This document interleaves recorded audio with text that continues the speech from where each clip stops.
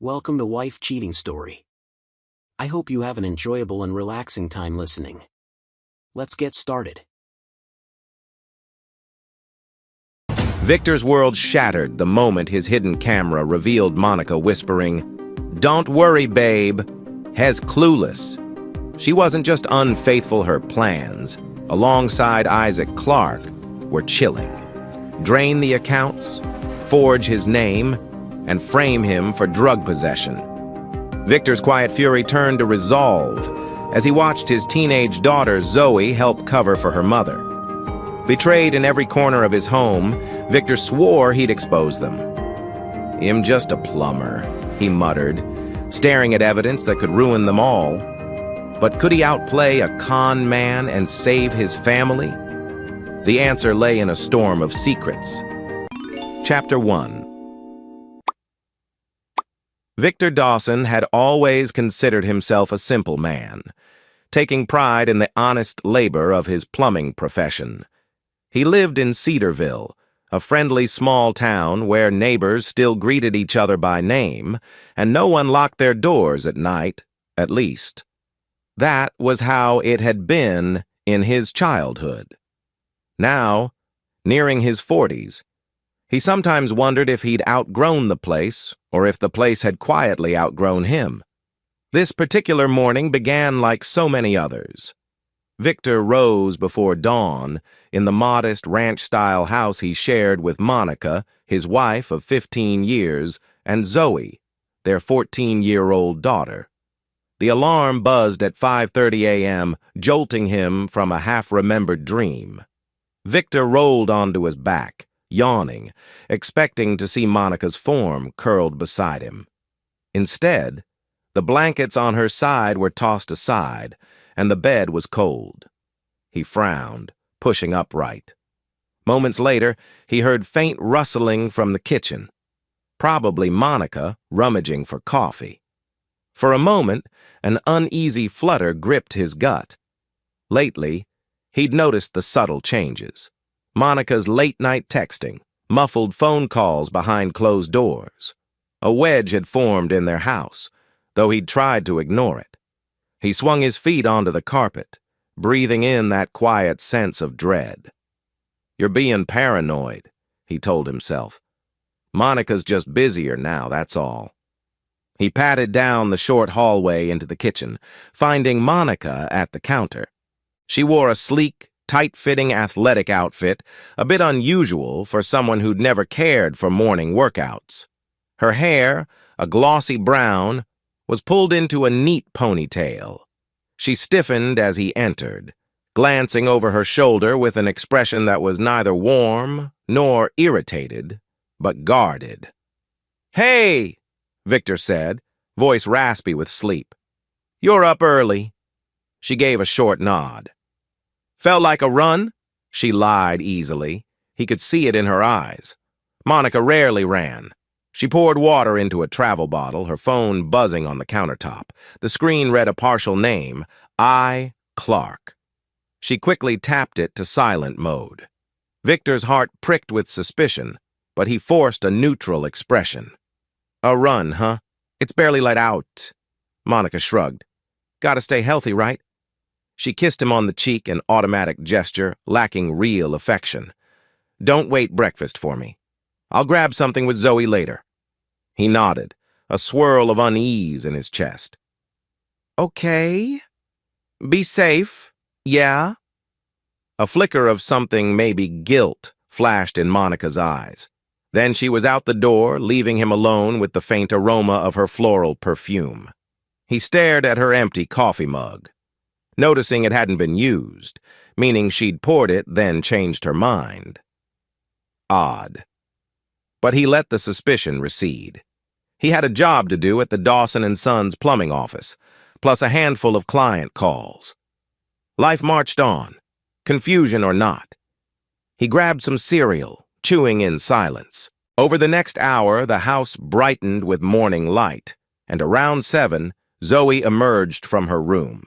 She gave Victor a cool glance. Zoe had grown increasingly distant, wearing edgy clothes, always glued to her phone.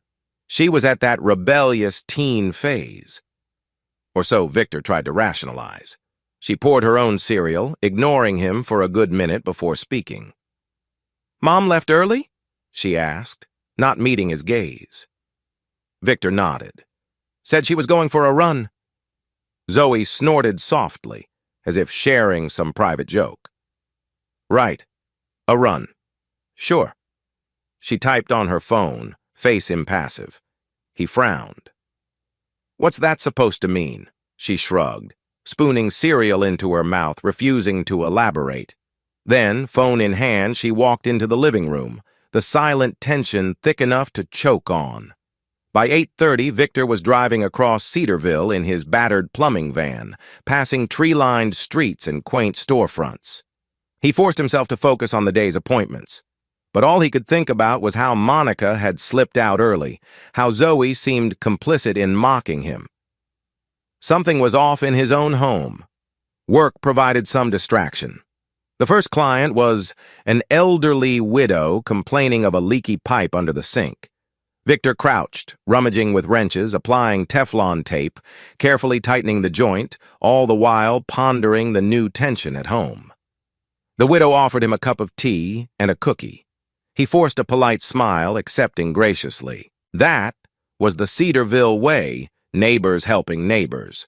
As he left her place, his phone buzzed with a text from Monica. "I'll be busy most of the day. Don't wait dinner." No apology, no warmth, just that curt message. Victor stared at it, a knot twisting in his gut. He typed back, "Everything okay?" but received no reply. He shook his head, tossing the phone onto the passenger seat. "Focus, man," he scolded himself, driving to the next client. A single wisp of rational thought told him, "You're a simple plumber? She's bored?" He hated that cruel logic. For 15 years, they'd built a modest but comfortable life. They never lacked love, or so he'd believed.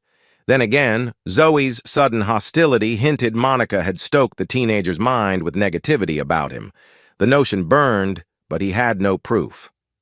At lunchtime, Victor parked near a small diner, deciding to grab a quick sandwich. He scrolled social media absent-mindedly, stumbling across an odd post from Monica's account, a check-in at Cedarville Recreation Center, praising an intense workout. The post's timestamp matched the moment she left this morning, so maybe she truly had gone to work out.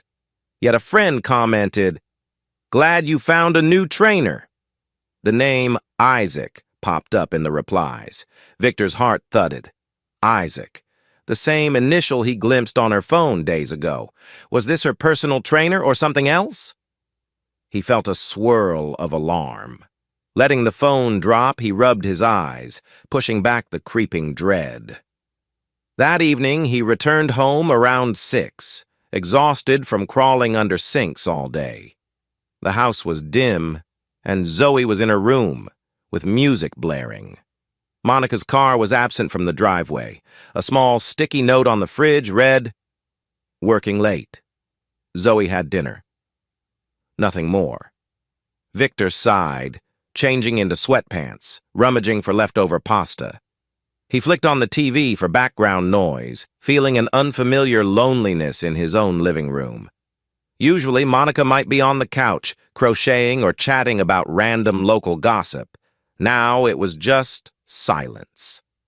The text he'd sent earlier remained unanswered. Hours passed. Zoe left her room at one point, scowling at him for hogging the living room, then retreated. By 10 p.m., Monica still hadn't shown up. Victor dozed off on the couch. Then, at 11:30, the front door clicked open. Monica tiptoed in, wearing a snug tracksuit, hair damp but not sweaty. She froze seeing him awake. She forced a half smile. "Oh, still up?" He sat upright. "Working late at nearly midnight?" She set her gym bag down, avoiding his eyes. "Had some errands after. No big deal. Go to bed." She sounded defensive, overshadowing any sense of apology. He eyed her bag. It didn't smell like gym clothes, more like a faint cologne, not hers. "Errands," he repeated. "Anything you want to share?" She shot him a glare. "Look, I'm too tired for this. Good night." Then she marched to the bedroom, leaving him stewing in suspicion. Over the next few days, the pattern repeated. Monica claimed new fitness classes, unusual client lunches for a side hustle she never clearly explained, and unexplained late returns. Zoe remained frosty. Once, in passing, she muttered that Dad was too small-minded to get what Mom wants. Victor confronted her gently, but Zoe just glared, headphones in, refusing to elaborate. He started noticing smaller signs. Monica wearing more expensive perfumes, brand new workout gear, unaccounted for charges on their joint card at fancy cafes or lounge bars. She also scrolled her phone with a secret smile, swiftly locking the screen whenever he drew near. One evening, Zoe let slip. "You're just a plumber, Dad. Maybe Mom's bored playing house with a guy who's never going anywhere bigger." The words stung more than any insult from Monica. When did my daughter turn so cruel? He retreated to the bedroom, heart pounded with anger, confusion, heartbreak. The next morning, he woke extra early, rummaging around the laundry hamper to see if any fancy clothing smelled of cologne. Petty, but he was desperate for clarity. He found a men's scarf, hidden behind Monica's neatly folded leggings. It smelled distinctly masculine, labeled with the initials I.C. That discovery triggered something in Victor. He recognized the initials matching Isaac Clarke, the name he'd gleaned from her phone. The shock morphed into a slow, seething anger. He recalled a buddy from high school, Nate, who once worked as a small-time private investigator. Maybe he could help. But would that be too dramatic? Yet the more he considered it, the more certain he felt that confrontation without proof would lead Monica to lie or gaslight him, possibly turning Zoe even more against him. "I need solid evidence," he told himself. If Monica was truly stepping out, he'd gather irrefutable proof. Only then would he decide the next steps. He refused to be a clueless simp who flailed blindly. Hence, after finishing a plumbing job at a local bakery, he swung by a quiet bar where Nate typically hung out in the afternoons. Sure enough, Nate was there, sipping a soda. They exchanged greetings, and Victor admitted he had a personal matter. Nate listened quietly, nodding. "If you need surveillance or phone record analysis, I've got limited resources, but I can try." "Is your gut sure about this?" Victor clenched his jaw. "Almost sure. Just want confirmation before I blow up my marriage?" Nate explained he had some gear-discreet cameras, a friend at the phone store who might retrieve call logs if necessary. But he cautioned Victor about the legal ramifications. "You can record in your own home. That's allowed. But hacking her phone might be a gray area." Victor exhaled. "I'll risk it. She's already showing blatant disrespect. And we have a teenage daughter entangled in this. I can't let it keep festering." Nate nodded. "I'll set up a small hidden camera in your living room. If she invites that Isaac over, you'll catch them on tape.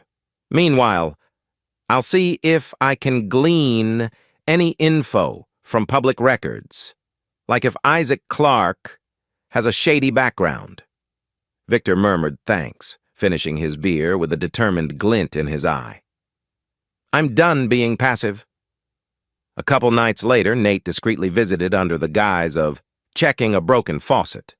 While Monica was out again, with an excuse of evening spin class, Nate installed a tiny camera disguised as a digital photo frame on a bookshelf, angled to cover most of the living room sofa. He also placed an audio device near the TV. Zoe was in her room, blasting music, none the wiser. After completing the setup, Victor walked Nate to the driveway, voice subdued. "I appreciate this. Feels wrong, snooping like this, but—" Nate clapped his shoulder. "You deserve the truth, man. No shame in confirming betrayal before taking action." Victor forced a smile, bidding him good night.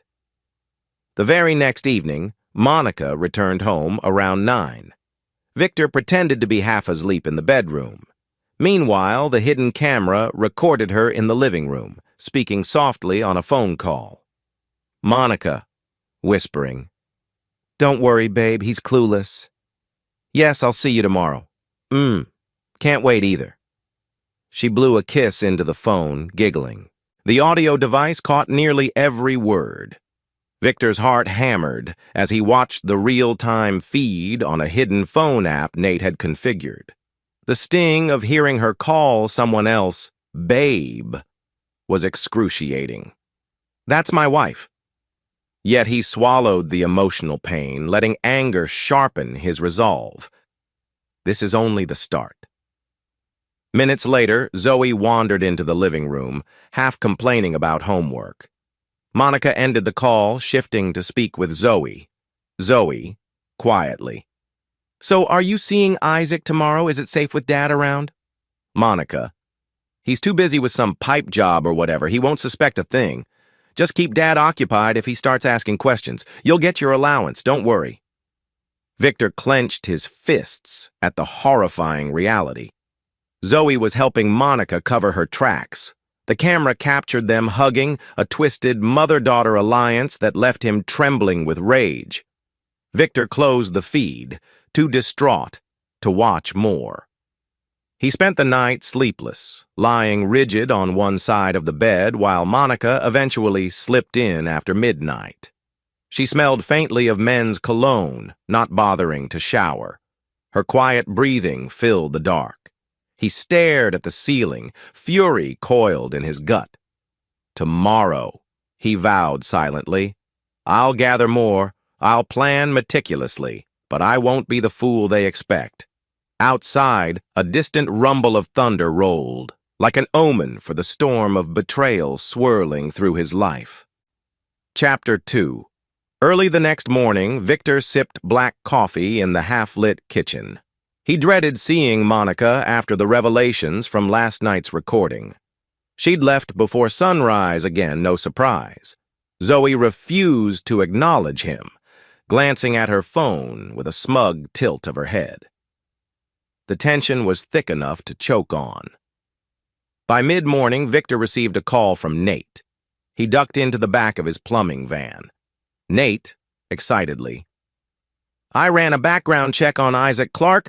Turns out he's some slick financial broker. But get this, he's got rumors of scams, hush-hush affairs, even corporate sabotage. No convictions, but plenty of smoke." Victor nodded grimly. "Makes sense. So he's a con man charmer." Nate, "Yep. If he's hooking Monica, he might aim to drain your finances too. Watch out." Victor's jaw clenched. "We've got recordings of them discussing forging signatures or something. Keep digging." That evening, Victor decided to attempt a family dinner, insisting that Zoe stay off her phone for once.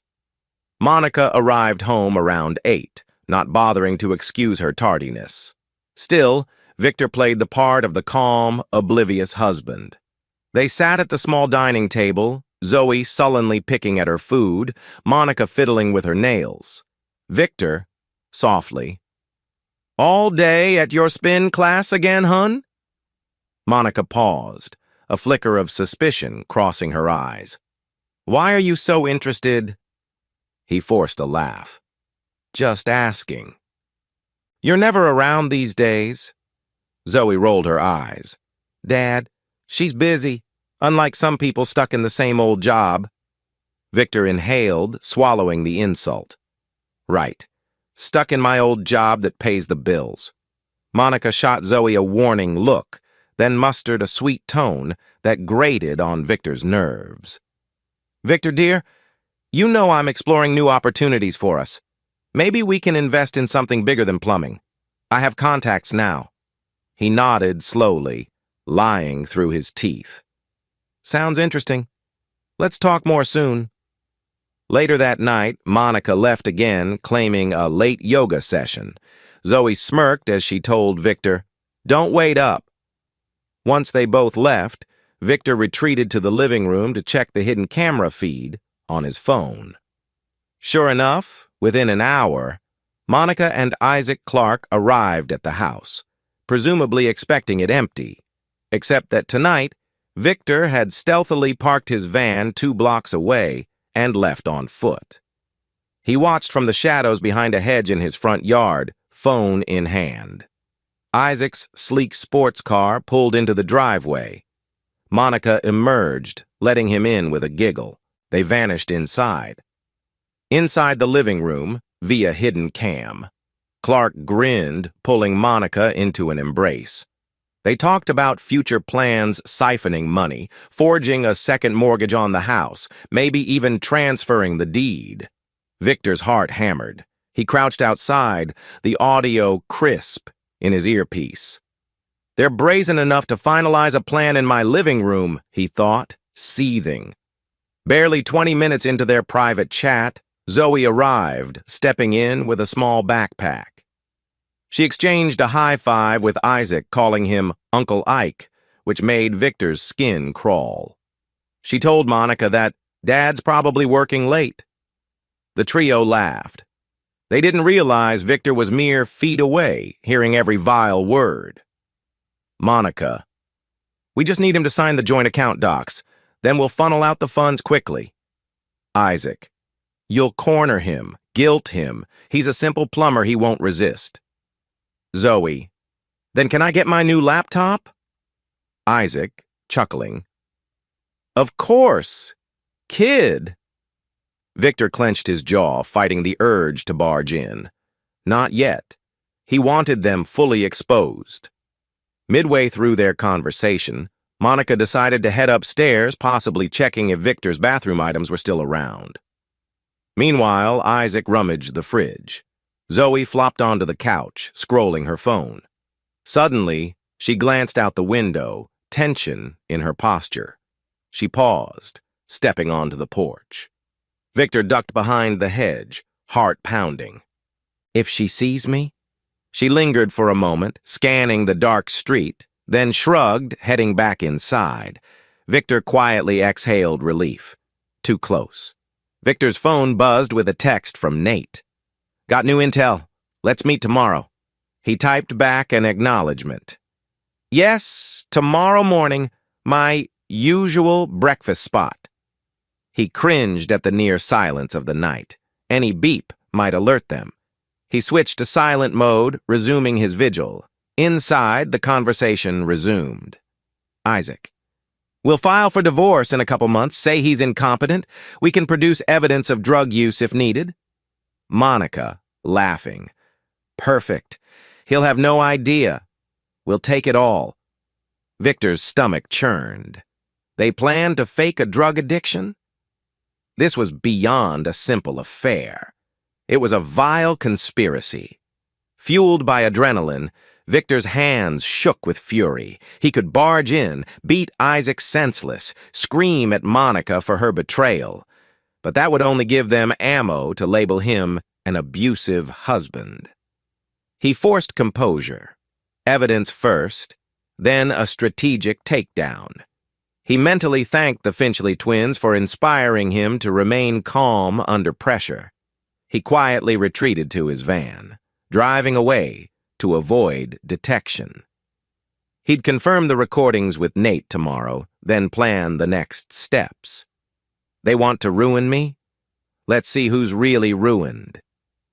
At dawn, Victor met Nate at a small cafe near the highway. He showed Nate the new video clips Monica and Isaac openly discussing forging documents, possibly framing Victor for drug abuse. Nate, wide-eyed, whistled low. They're going all out, man. This is a criminal conspiracy for sure. Victor stared at his coffee cup, voice tight. I won't let them do it. Let's gather enough for a watertight legal case. I want them behind bars if possible. Nate nodded. We'll need police involvement. But given Isaac's rumored connections, we have to approach the right detectives, ones he can't bribe. Victor flexed his jaw. I know a local ex-cop who's rumored to be honest. Let's try him. Over the next few days, word quietly reached the Finchley twins that Victor was in deep trouble again. They sent him encouraging texts, reminding him of his worth. Lee, we believe in you. Hang in there. Aaron. You saved us from drowning. Now save yourself. 3. The sweet gestures warmed Victor's heart, giving him a sense of being valued in ways Monica never provided.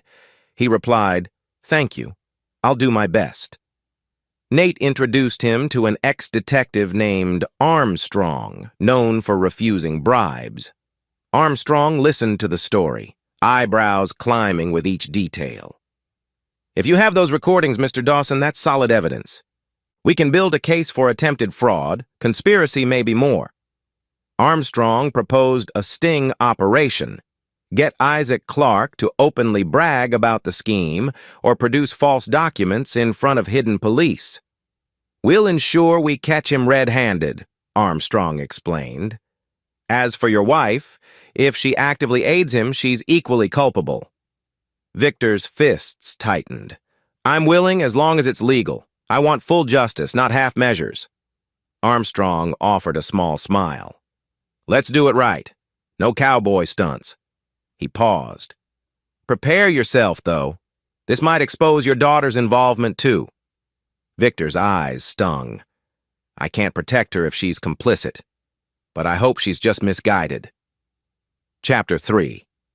Armstrong, the ex-detective, laid out a meticulous strategy, set up a fake lenders meeting at a nearby motel suite, letting Isaac Clarke believe he could secure quick financing under Victor's name.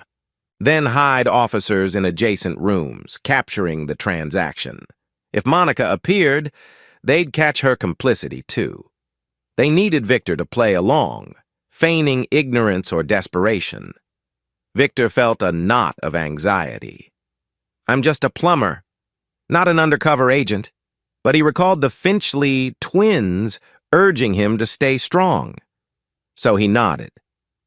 "I'll do whatever it takes. Let's pin them down." Armstrong gave an approving nod. Nate disguised himself as a loan officer from a shady outfit, calling Isaac Clarke with a proposition. "Victor wants to expand his plumbing business, but his credit is shaky. If you guys have the right documents, we can push the loan for a big payout." Clarke, intrigued, set a meeting for the upcoming Saturday at noon. Monica, apparently in on it, also texted Victor that, "We have an investor for your business," telling him to attend. Zoe, though privy to some details, kept her distance. Victor sensed her guilt, but found no comfort in her half-hearted, "Be careful, Dad." The night before the sting, Victor confronted Zoe in the living room while Monica was out. "Look, honey, I know you've been siding with Mom, but do you realize how dangerous this Isaac guy is?" Zoe tensed, hugging her phone. "He's not dangerous.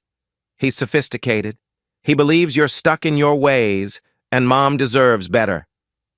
The words came out rehearsed, but the flicker of doubt in her eyes betrayed inner turmoil.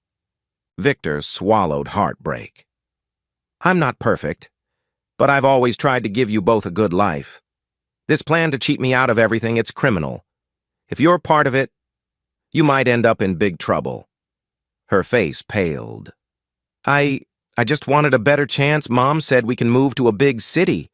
I'd attend a private school. She said you'd be fine, that you wouldn't even notice." He exhaled, sadness flooding. "Zoe, I love you. I hope you realize what's right before it's too late." She looked away, tears threatening. I'm sorry, Dad. I don't know." Then she retreated to her room, leaving him alone in the dim hall. Saturday morning dawned. Armstrong and Nate set up the motel suite with hidden mics, cameras concealed in light fixtures. Victor was wired with a small device on his belt. The plan: Isaac would bring the forged documents, have Victor sign, then presumably produce some narcotics or mention framing him for drug use. That would trigger the waiting officers. Victor's nerves hummed with tension. He wore a plain button-up shirt, trying to appear naive and desperate for a loan. Monica texted, "Meet me at Redwood Motel, Suite 204, noon sharp. Isaac's hooking us up with a big investor." He typed back a brief, "Okay, see you there." His van ride over felt surreal, his mind replaying all 15 years of marriage. He remembered Monica's laughter, their wedding day, Zoe's birth. How did it come to this? He wondered bitterly. But the memory of her illicit calls and the red-headed Finchley twins praising his worth kept him resolved.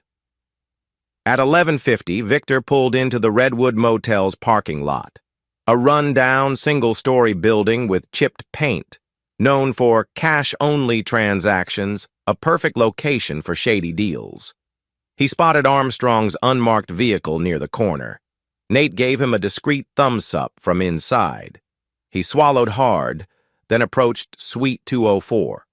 The door cracked open, revealing Monica. She flashed a tense smile, beckoning him in.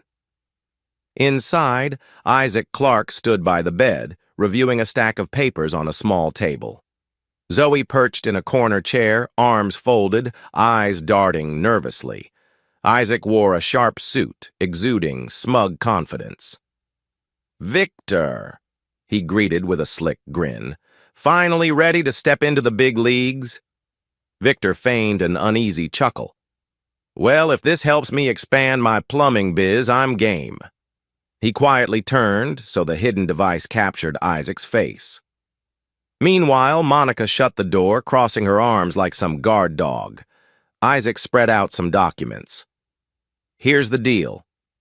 We'll secure a large loan in your name, but funnel the funds under Monica's management. Then, we shift assets into a separate account. Minimal risk for you, big returns for us." He winked, as if this was a done deal. Victor's stomach churned. I don't understand. Why would the money go to Monica's account?" Monica gave him a patronizing glance. "Honey, you trust me, right? We'll handle it better. Don't worry about details. Just sign here." She tapped a pen on a line labeled "Co-applicant signature." Zoe bit her lip, observing the scene. She seemed torn, especially as Isaac nudged a suspicious envelope across the table, likely containing the drug stash or hush money. The plan was to show Victor the contraband, possibly blackmail him if he refused to sign. Isaac smirked. Consider this a gesture of good faith. He opened the envelope, revealing small plastic bags of white powder. "Your wife says you're stressed. Maybe you want to relax. Or maybe we plant this in your van if you won't cooperate. Up to you, friend." Victor's pulse pounded, anger flaring. "They want to frame me for drug possession if I don't sign." He forced a shaky smile. "That's quite an offer. But let me see the documents carefully." He lifted the pages, scanning them. They included a second mortgage on his house, forging his signature in multiple spots, plus a hidden clause giving Monica full control. Outrage boiled in his chest. Victor set the papers down. "So, you plan to bankrupt me if I don't go along?" Isaac let out a mocking laugh. "Come on, plumber boy, sign or face the consequences." "We can ruin you, or you can join the winning side." Monica, arms crossed, wore a cold grin. "Victor, just sign. We're done living small. Zoe deserves better than your measly plumber's paycheck." Zoe's eyes flickered with shame. She whispered, "Mom, maybe we shouldn't." Monica snapped, "Hush, Zoe. This is for our future." That was the final blow for Victor. He gave the prearranged signal a subtle double tap on the table, alerting Armstrong's hidden team to move in. Within seconds, the motel door burst open. Plainclothes officers, led by Armstrong, stormed in, badges raised. Isaac jerked back, dropping the envelope of drugs. Monica gasped, stepping behind him. Zoe let out a startled cry, pressing against the wall. Armstrong shouted, "Police! Don't move!" Another officer snatched the forged documents from the table. Isaac Clarke cursed, attempting to toss the plastic bag under the bed, but an officer pinned him. Monica shrieked in protest, but her phone was confiscated. Zoe sank to the floor, trembling. Victor stepped back, breath pounding. They're caught red-handed. Officers cuffed Isaac, reading him his rights while he spewed threats. "I have connections! You'll regret this!" Monica, tears streaking her face, pleaded ignorance. Zoe sobbed, repeating, I'm sorry. Armstrong calmly explained the charges. Conspiracy to commit fraud, attempted blackmail, possession with intent to distribute, given the drugs. They had video from the hidden camera and audio from Victor's wire, capturing the entire conversation. It was an ironclad case. Victor stood by, shoulders sagging in relief. Monica glared at him, voice choked with betrayal. How could you do this to me? He mustered a frigid stare. After what you did to me, this is justice. Chapter 4. Monica and Isaac Clarke were hauled away by the police. Zoe stood on shaky legs, face streaked with tears, watching her mother cuffed and taken outside. The motel corridor buzzed with activity officers collecting evidence, Armstrong directing the operation. Victor leaned against the wall, trying to catch his breath. The entire fiasco had resolved in mere minutes, yet it felt like an eternity. He locked eyes with Zoe. She looked lost, guilt twisting her features. Zoe, voice trembling. Dad, I didn't know it would go this far. He studied her, a swirl of heartbreak. How long have you known about their plan? She choked on a sob. Mom said we'd just get some money, have a better life, and I believed her. I'm sorry. He exhaled, pain mixing with pity. Let's talk later. For now, you're coming with me. We'll figure this out. After the arrests, Armstrong approached Victor in the motel parking lot, gently patting his shoulder. You did well. We got them on camera confessing their entire scheme. Victor gave a tired nod. So they'll face charges? Armstrong nodded. Conspiracy, fraud, attempted blackmail, plus drug charges for Isaac. Monica might face lesser or equal charges, depending on her role, but it's still serious. The DA will decide. Victor gazed at the police car where Monica sat, head hung low. Never thought it'd end like this. Zoe clung to Victor's arm, tears not yet dry. He guided her to his van, helping her into the passenger seat. She whispered, I messed up, Dad. I was mad at you for being ordinary, I guess. Mom said Isaac would give me a scholarship, a bigger future. I didn't want to see the dark side. Victor stared at the steering wheel, adrenaline crashing into emotional fatigue. You're still a kid, Zoe. I wish you'd trusted me, but we can move on if you're honest now. She let out a shaky breath. I'll talk to the police if they want. I'll tell them everything. I just don't want to lose you. A lump formed in his throat. I'm not going anywhere, he promised gently. They returned to their house, the living room feeling eerily vacant. Monica's belongings sat where she left them, a jacket on the couch, her gym bag by the door. In a way, it was like stepping into a crime scene. Zoe hovered silent. She asked if she should grab some clothes, half expecting to be forced out. Victor rubbed his brow. This is your home, too. We'll figure it out. For now, let's get you calm. I'll cook something. She nodded, subdued. They barely spoke as he made a simple meal of pasta. She ate a few bites, then excused herself to her room. So much damage, he thought. But at least she's here not with Monica. Later that night, Victor called Nate, updating him on the successful sting. Nate cheered. Man, I'm proud of you. You stayed cool under pressure, nailed them good. The DA should have a slam-dunk case.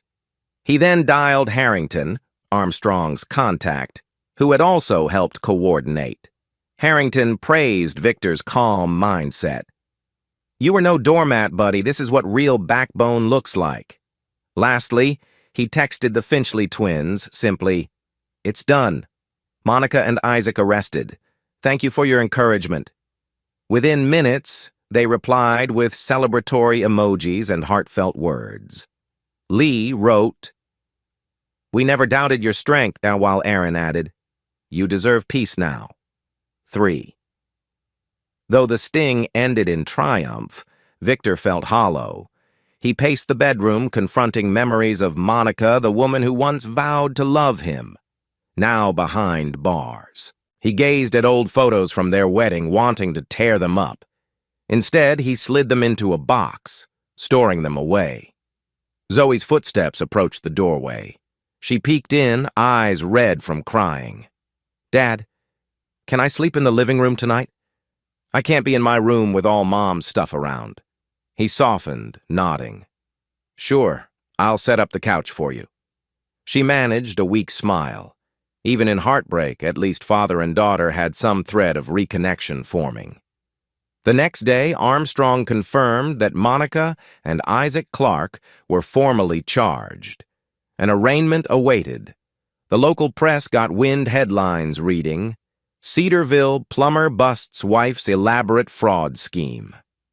Despite the tabloid drama, Victor tried to keep Zoe shielded from the media glare.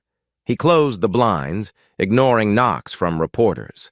He arranged a meeting with a divorce attorney recommended by Harrington. The attorney, Ms. Delgado, listened to the story wide-eyed, then assured Victor he had a strong case. Adultery, conspiracy to commit fraud, plus pending criminal charges, no judge will side with her for alimony or child custody. You'll have the upper hand. Victor's chest tightened, sad but resolute. "We built this life together, but it's over. I want full custody of Zoe, if she'll stay with me." When the attorney left, Victor quietly asked Zoe if she wanted to remain with him or see if her mother's relatives might take her. Zoe burst into tears. "I know I messed up, Dad, but I don't want to lose you. Please let me stay. I'll do better. I'll testify if needed." He embraced her gently, tears prickling his own eyes. "Of course you can stay. We'll figure out therapy, get you back on track. I never wanted to push you away." Day by day, the house felt calmer without Monica's presence. Zoe apologized repeatedly for her hurtful words. Victor forgave her gradually, understanding she was manipulated by promises of an exciting life. The father-daughter bond, though fragile, began mending. He hammered out a daily routine, Zoe attending school, him continuing his plumbing jobs, ignoring gossip around town. Occasionally, he'd think of the Finchley twins, how they soared into his life when he'd nearly drowned in heartbreak. Their unwavering positivity was a memory that spurred him to keep moving forward. Within a month, the DA arranged a preliminary hearing. Monica, in a drab prison jumpsuit, refused to meet Victor's gaze. Isaac Clark sneered arrogantly, as though confident he could wriggle free. But evidence was stacked: the motel footage, the phone records, the drugs found on site. The judge denied bail, calling them a flight risk. Victor left the courthouse with Zoe at his side, heart throbbing with relief. The next step would be the official trial, but already it was clear they'd face hefty consequences. Zoe squeezed his hand outside on the courthouse steps, whispering, "I'm sorry, Dad. You're all I have now." He wrapped an arm around her, a bittersweet pang in his chest. "We'll rebuild. This is just the start, kiddo." He pictured a life free from the shadow of Monica and Isaac, maybe forging new connections like the Finchleys, whose distant messages still warmed his heart. "We will be okay," he silently vowed. "I'm stronger than I ever knew." Chapter 5. Victor Dawson woke up on a Friday morning with the weight of recent events still clinging to his consciousness.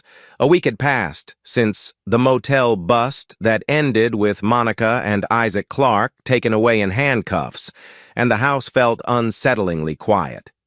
His daughter, Zoe, slept in late these days, shell-shocked by her mother's arrest. Every creak of the floorboards reminded him that for the first time in 15 years, Monica wasn't in the kitchen, wasn't on her phone in the living room, wasn't anywhere in the house. A swirl of relief and hurt coexisted in his chest. He'd spent the previous day sorting out legal documents with his new attorney, Ms. Delgado, who assured him that the divorce proceedings and custody arrangement were basically in the bag. Still, Victor felt that intangible heaviness. He brewed a cup of coffee, sipping slowly by the window that faced the small backyard. Autumn leaves littered the lawn, and the air was crisp, tinted with the faint smell of cedar and damp earth. He'd scheduled a morning plumbing job across town. The routine was a welcome distraction, fixing pipes, checking for leaks, wrestling with stubborn faucets. These tasks were tangible, requiring focus and practical skill, leaving no room for self-pity. He grabbed his work jacket, quietly checked on Zoe, who was still curled under a blanket, lightly snoring, and tiptoed out the door. Arriving at the client's place, Victor forced a pleasant demeanor. The older couple complained of a clogged kitchen sink. He crouched beneath it, carefully dismantling the pipes. Repetitive tasks were almost soothing, giving him time to reflect without drowning in emotion. His arms flexed as he gripped his plumber's wrench, remembering a time not long ago when Monica had mocked him for being just a plumber. But his craft was honest. A decent day's work. He would never again feel inferior for it. The couple offered him homemade ginger cookies on his way out. Victor nodded his gratitude, biting into one. The warm, sweet spice reminded him that ordinary kindness still existed in the world. He felt faint optimism. No matter the betrayal or heartbreak, he could still anchor himself in these small, comforting moments. Later that morning, as Victor sat in his van reviewing messages, he noticed a missed call from Aaron Finchley, one of the teenage twins he had rescued in the flash flood. They had stayed in contact after the motel sting, sending words of encouragement and cheer. He dialed back, curious. Aaron answered, voice bright. "Hey, Victor! I was worried I caught you at a bad time." He smiled wearily.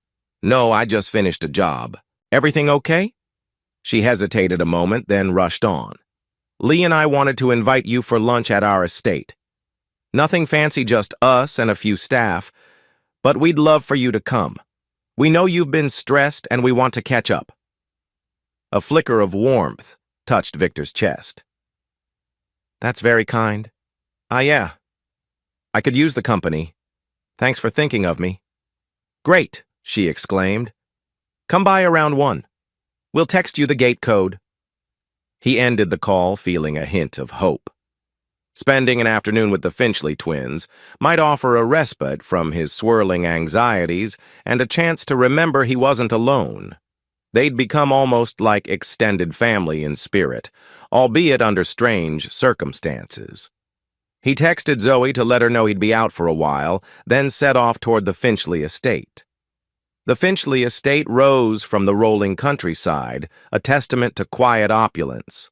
Tall iron gates opened at the code Aaron had provided, revealing a manicured drive lined with towering oak trees. Victor parked near a side entrance, stepping out into crisp afternoon sunlight. Lee and Aaron rushed to greet him. Both had fiery red hair that caught the light in coppery highlights. Aaron wore a casual sundress and an eager smile, while Lee sported jeans and a t-shirt bouncing on her toes. They each gave Victor a warm hug, unconcerned about any formalities. "You look better than last time we saw you," Lee observed, scanning him critically. "Less weighed down. But, maybe I'm imagining things." Victor gave a humble shrug. feeling oddly bashful under their attention. "I'm coping, I guess. Still a long way to go?" Aaron waved him inside. "Come on. The kitchen staff prepared a light lunch salad, sandwiches, that sort of thing." Crossing the threshold, Victor entered a bright hallway with polished tile floors and tasteful artwork.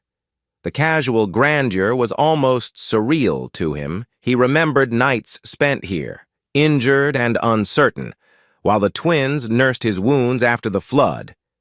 Even that memory was wrapped in kindness.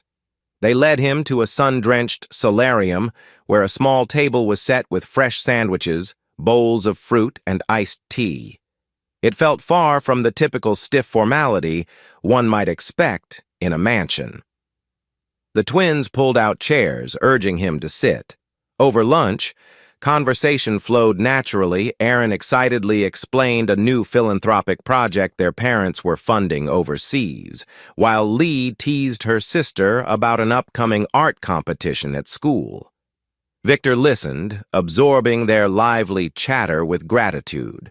Such positivity felt like a balm. Eventually, Aaron turned the subject to him, face earnest. "How's Zoe holding up after everything?" He exhaled, swirling iced tea with his straw. "She's struggling with guilt. Monica manipulated her a lot, and now that the truth's out, Zoe's reeling, but we're patching things up." Lee's expression was gentle. "She must feel awful. Still, it's good she's at home with you. Don't let her slip away." Victor nodded. "I won't." He managed a half-smile, emboldened by their support. "I really appreciate you two checking on me. Helps more than you know." Halfway through lunch, Victor's phone vibrated on the table. He glanced at the screen, seeing Zoe's name flash. He excused himself, stepping aside to answer. Zoe's voice wavered. "Dad, I just got a call from Aunt Naomi, Mom's sister. She wants me to visit her. Says she might be able to get me away from all this drama." "I don't know what to do." Victor felt a knot form in his chest. Naomi had never been close to them, but if she was trying to swoop in now, that might complicate matters. "What do you want, Zoe? You know you can stay with me. But I won't force you." She sniffled. "I don't want to go. I mean, I'm still upset about everything, but I just need to figure out my own path. But I wanted to let you know." He softened his voice. "Thanks for telling me. Let's talk when I get home. Don't worry, Aunt Naomi can't just yank you away." "Okay," she said softly, then hung up. Returning to the table, Victor wore a contemplative expression. Aaron and Lee exchanged curious glances, but didn't pry. They smoothly steered the conversation to lighter topics, favorite local bands, the silly rumors around school, and potential weekend outings. By the time lunch concluded, Victor actually felt lighter, more hopeful. Before he left, the twins insisted on a group photo, draping arms around his shoulders while a staff member snapped the shot with Aaron's phone. Their warmth was genuine, and for a rare moment, Victor's grin in the picture reached his eyes. Driving back from the Finchley estate, Victor allowed himself to reflect on how drastically life had changed in just a few weeks. Monica's betrayal, the sting operation, her arrest, it had all collided with his once ordinary routine. Yet here he was, forging new bonds, discovering support from unlikely allies. Pulling into his driveway, he noticed how quiet the neighborhood looked. The same porch, the same yard, but the atmosphere felt different, cleansed of deceit. Gathering a breath, he stepped inside, ready to face Zoe's concerns about Aunt Naomi. He found Zoe in the living room, curled up on the couch, phone in hand. She glanced up, eyes full of uncertainty. "Hey, Dad," she said softly. "You look not stressed?" He shrugged. "I visited those twins I told you about, Lee and Aaron Finchley. They invited me for lunch."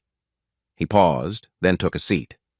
"So, talk to me about Aunt Naomi." Zoe brushed a strand of hair behind her ear. "She said, if Mom gets convicted, I shouldn't be around all this negativity. But I think she's mostly just being nosy, or she wants me to testify differently. Who knows? Victor's jaw tightened. We'll do what's best for you. If you don't want to stay with her, I'll make sure the court understands that. You're my daughter, Zoe. She blinked away tears, nodding. I'm sorry for all the awful things I said before. I really don't want to leave. It's just everything feels uncertain. He reached over, squeezing her shoulder gently. We'll figure it out one step at a time. That evening, Victor received a call from Detective Armstrong, the ex-cop who had orchestrated the motel sting. Armstrong's gravelly tone came through the line clearly. Victor, wanted to let you know that preliminary evidence is strong enough for formal charges. The DA's pushing forward. You might be called in for more testimony. Victor's pulse jumped. I'll cooperate fully. Good. Now, there's more. Isaac Clarke might be connected to a larger financial racket. Federal agents may get involved. If they do, they'll likely want your statement about any suspicious transactions Monica tried to get you to sign. You up for that? Despite an inner tremor, Victor's voice stayed firm. Absolutely. I want him behind bars for a long time. Armstrong sounded satisfied. Glad to hear it. Keep your guard up. There's always a chance some of Isaac's associates might show up or pressure you. Let me know if anything feels off. Victor thanked him and ended the call, unsettled but determined. A few days later, while at a grocery store parking lot, Victor couldn't shake the feeling that someone was watching him. He spotted a black SUV parked 2 rows over with its engine running. The windows were tinted too dark for state regulations, though he couldn't confirm who might be inside. He lingered by his van, pretending to check his phone. The SUV idled for another minute before peeling out, disappearing into the street. That night, he mentioned it to Nate, his friend and informal PI. Nate's voice dripped concern. Could be Isaac's cronies or you're just spooked. Either way, stay alert. I'll do some drive-bys around your place. Victor shuddered at the prospect of being under surveillance, but he refused to cower. He had too much to lose. Despite the undercurrent of unease, Victor poured energy into reconnecting with Zoe. They started having simple dinners together, pasta, grilled chicken, occasionally ordering pizza. She confessed to feeling directionless, but relieved to be rid of Monica's manipulative influence. Victor listened intently, offering unconditional love and a firm commitment to keep her safe. One weekend, he took Zoe out to the local arcade, a modest place filled with retro pinball machines and skee-ball lanes. They laughed at each other's awkward attempts to beat high scores. Later, over burgers, Zoe admitted, I miss Mom in some ways, but I hate her for what she did to you. I'm so torn. Victor reached for her hand across the table. She's still your mother. It's okay to have mixed feelings, but she tried to ruin us. We can't ignore that. Zoe nodded sadly. Yeah, it's just a lot. He gave her a small, reassuring squeeze. We'll get through it together.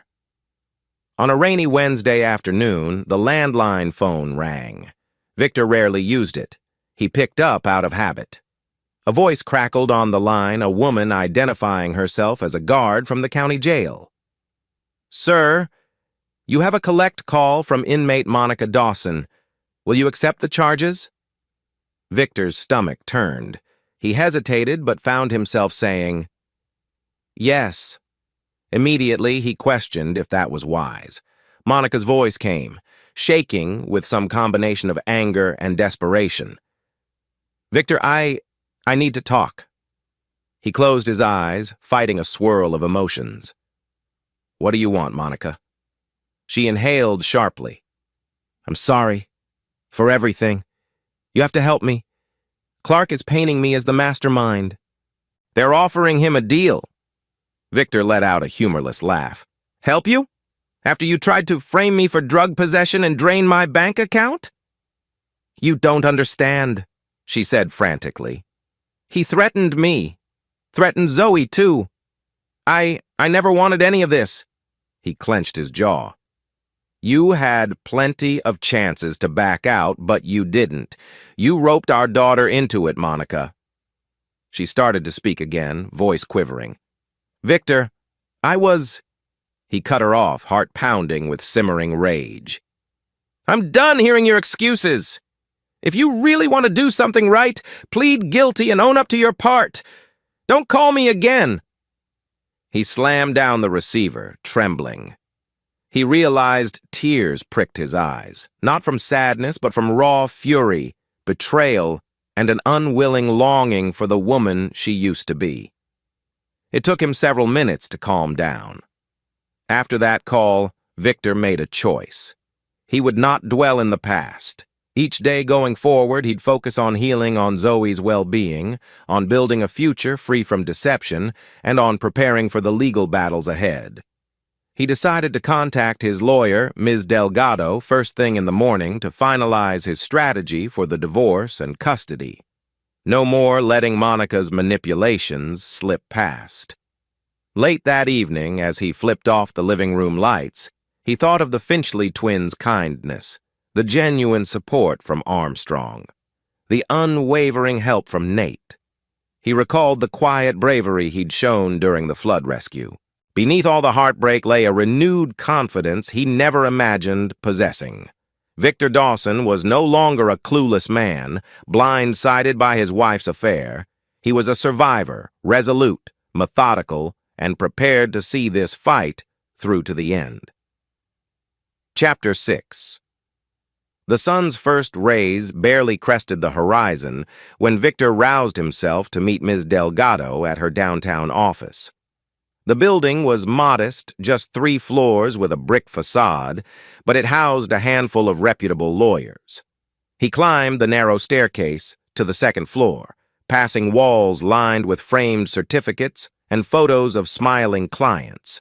Inside Delgado's office, an aroma of coffee mingled with the faint scent of printer ink.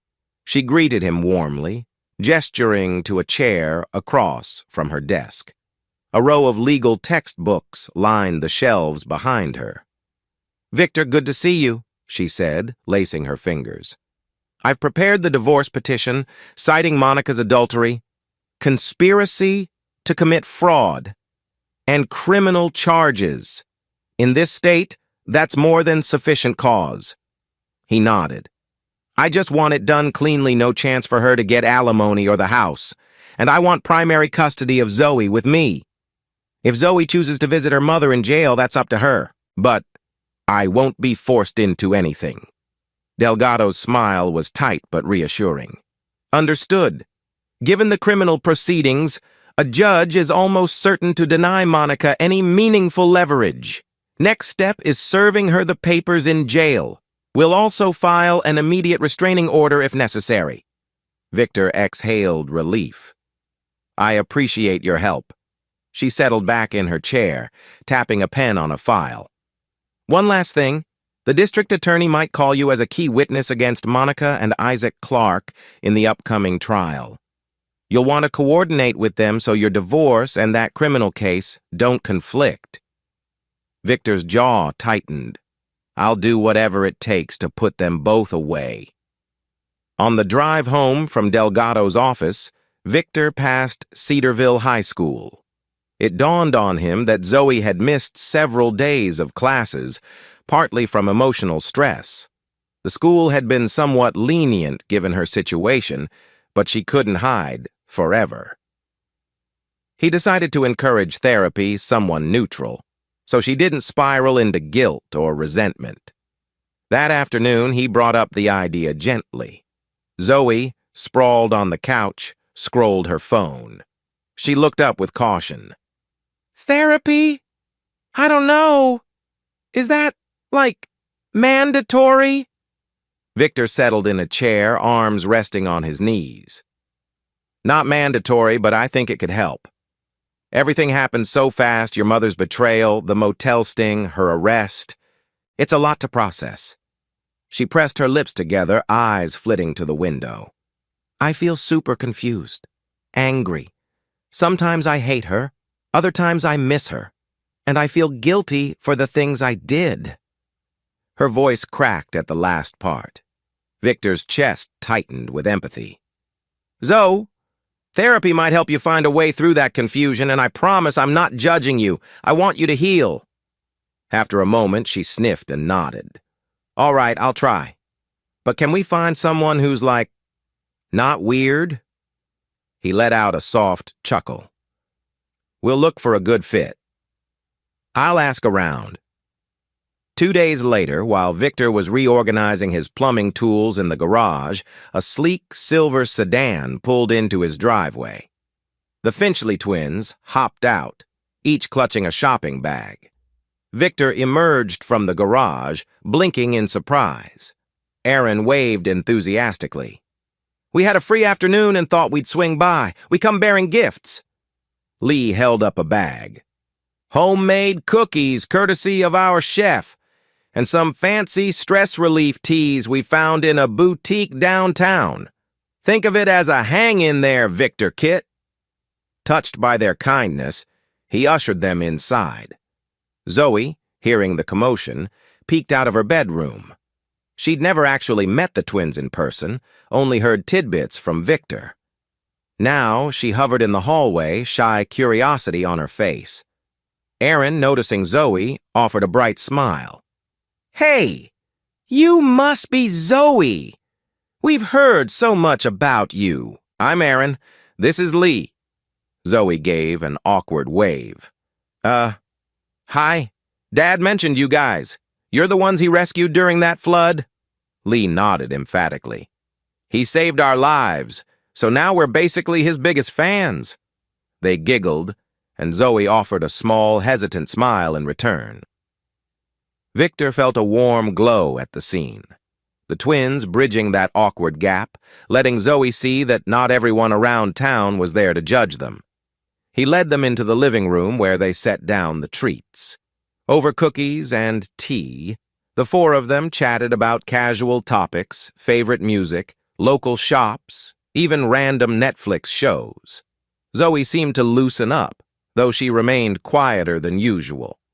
Aaron and Lee had the effortless knack of making others feel included, and for a moment the house no longer seemed weighed down by betrayal and heartbreak. Eventually, conversation drifted toward the more serious. Aaron, carefully gauging Zoe's comfort, asked, How are you holding up with everything? Must be tough having your mom in jail. Zoe fidgeted with her phone case. Tough is an understatement. I know she did wrong, but it's still my mom, right? Lee nodded gently. Of course. It's normal to feel torn. Zoe's gaze flicked to her father, then back to the twins. I just never expected my family to blow up like this. Sometimes I'm mad at her. Other times I feel horrible about how I treated Dad, like I was part of her plan. Her voice quivered, tears threatening.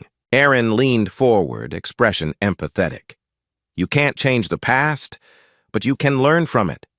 Look at how your dad forgave you. He obviously loves you more than anything.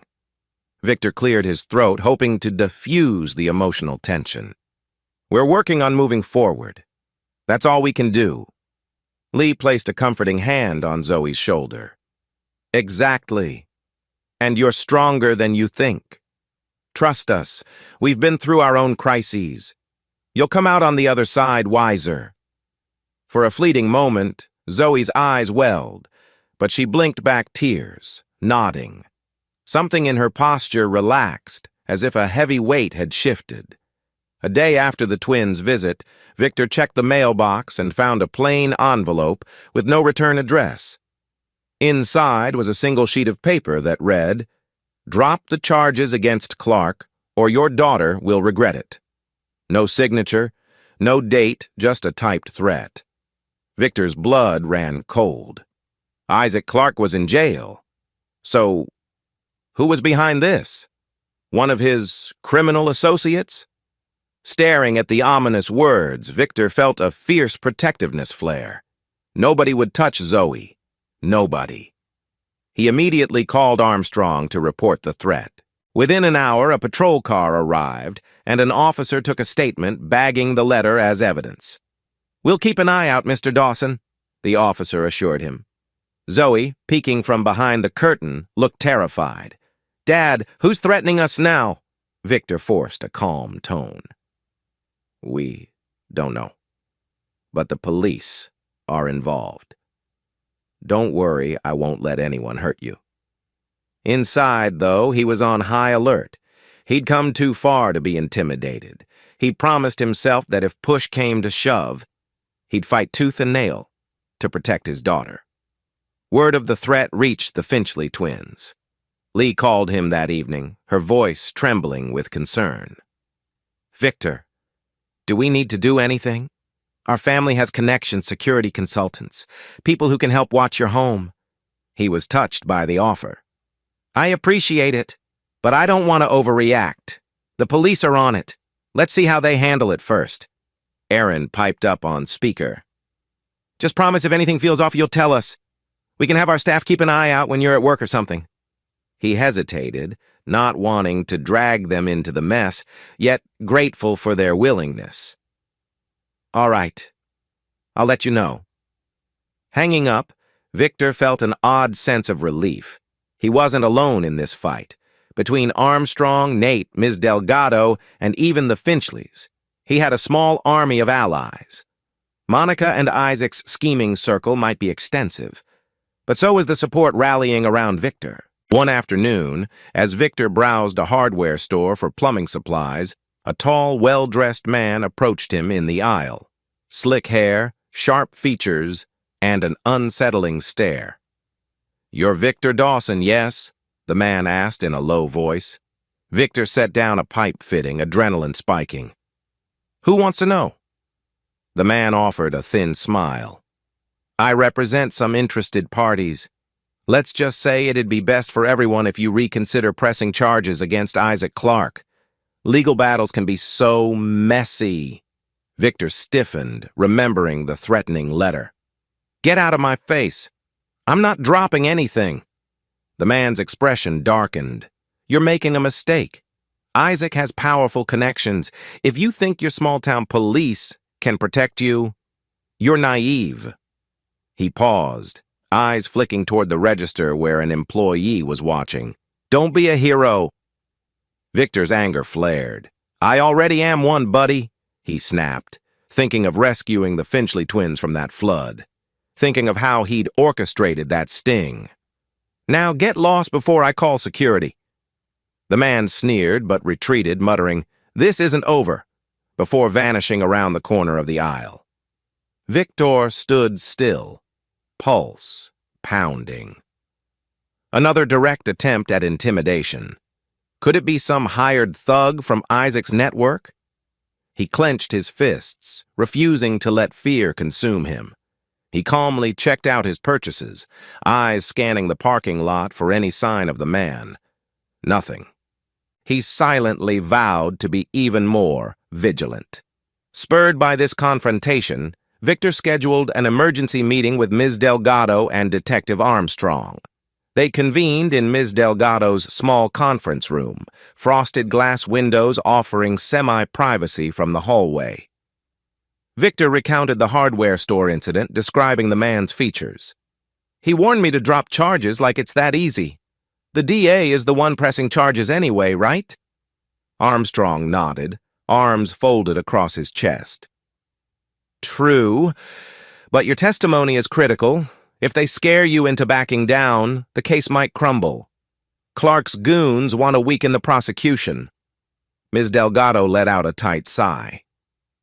"We can request additional protective measures for you and Zoe. Restraining orders, extra patrols, maybe even relocation if it gets worse." Victor shook his head resolutely. "I won't uproot Zoe's life again. She's just starting to heal. But we'll take any local protection we can get." Armstrong made some notes. I'll have the station do extra drive-bys. Meanwhile, keep your phone on you. Any suspicious activity, report immediately." Victor gave a firm nod. "I'm not about to back down. Let them come." Despite the threats, life trudged on.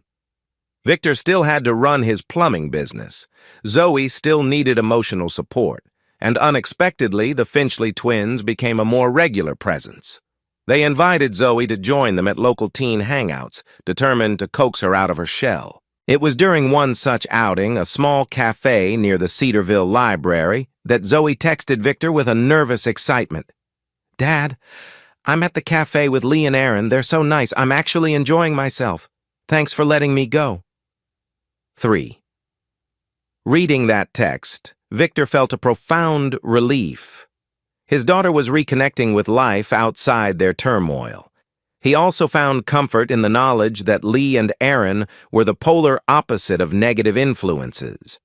They had hearts of gold, shaped by philanthropic parents, and they genuinely adored Zoe in a sisterly way. That evening, Zoe came home with a faint smile. "I had fun, Dad. The twins are like super friendly. We talked about normal stuff, movies, memes, future dreams."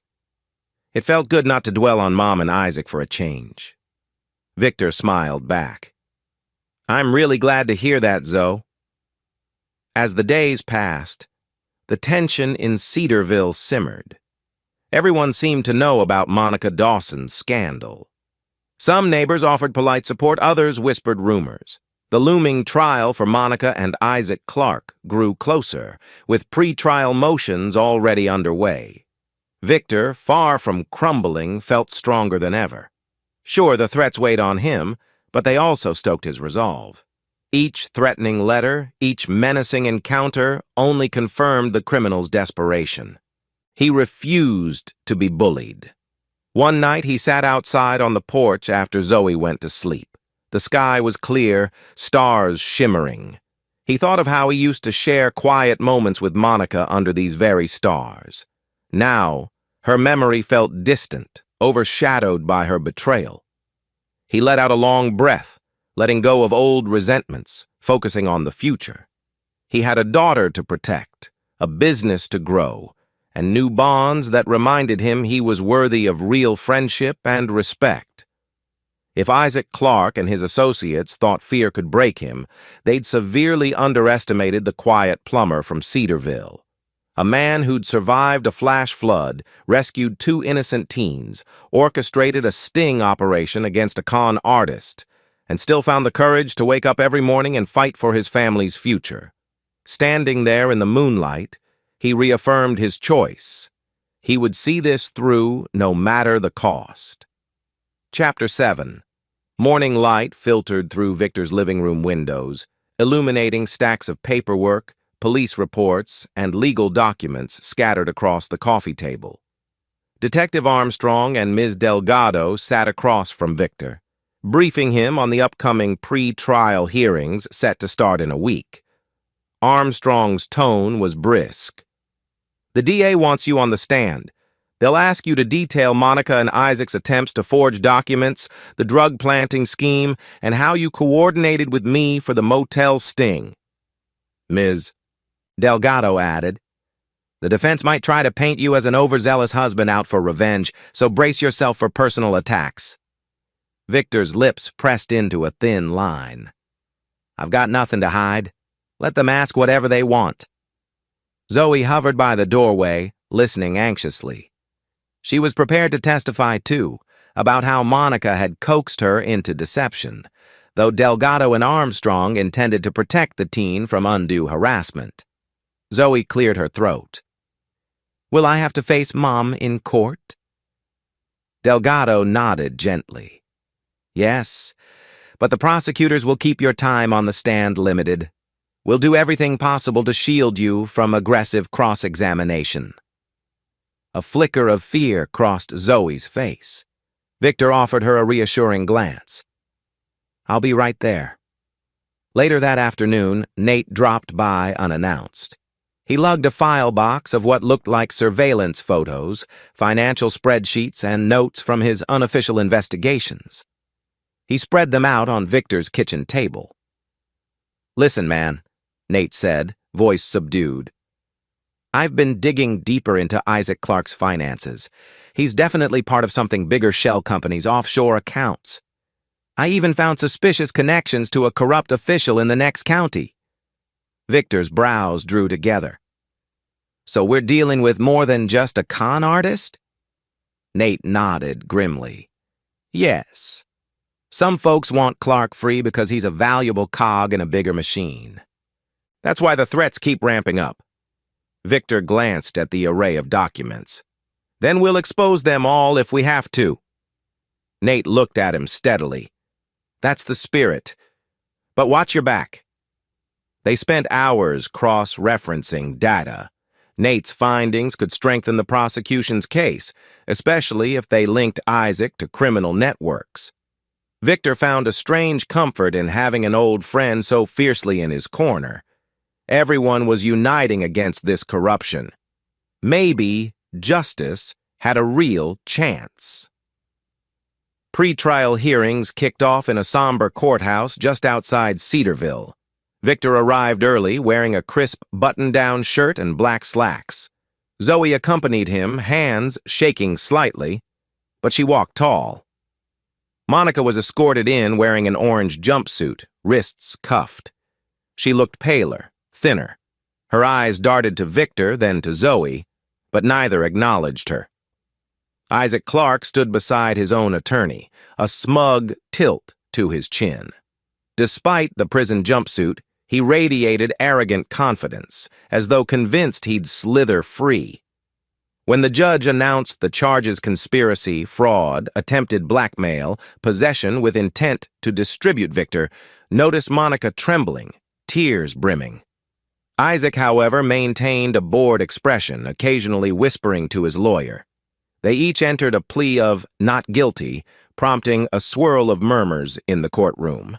The prosecution insisted they had substantial evidence. Zoe clutched Victor's arm, whispering, "They're so full of lies." He patted her hand. "We'll let the truth come out." Afterward, Ms. Delgado guided them into a side room.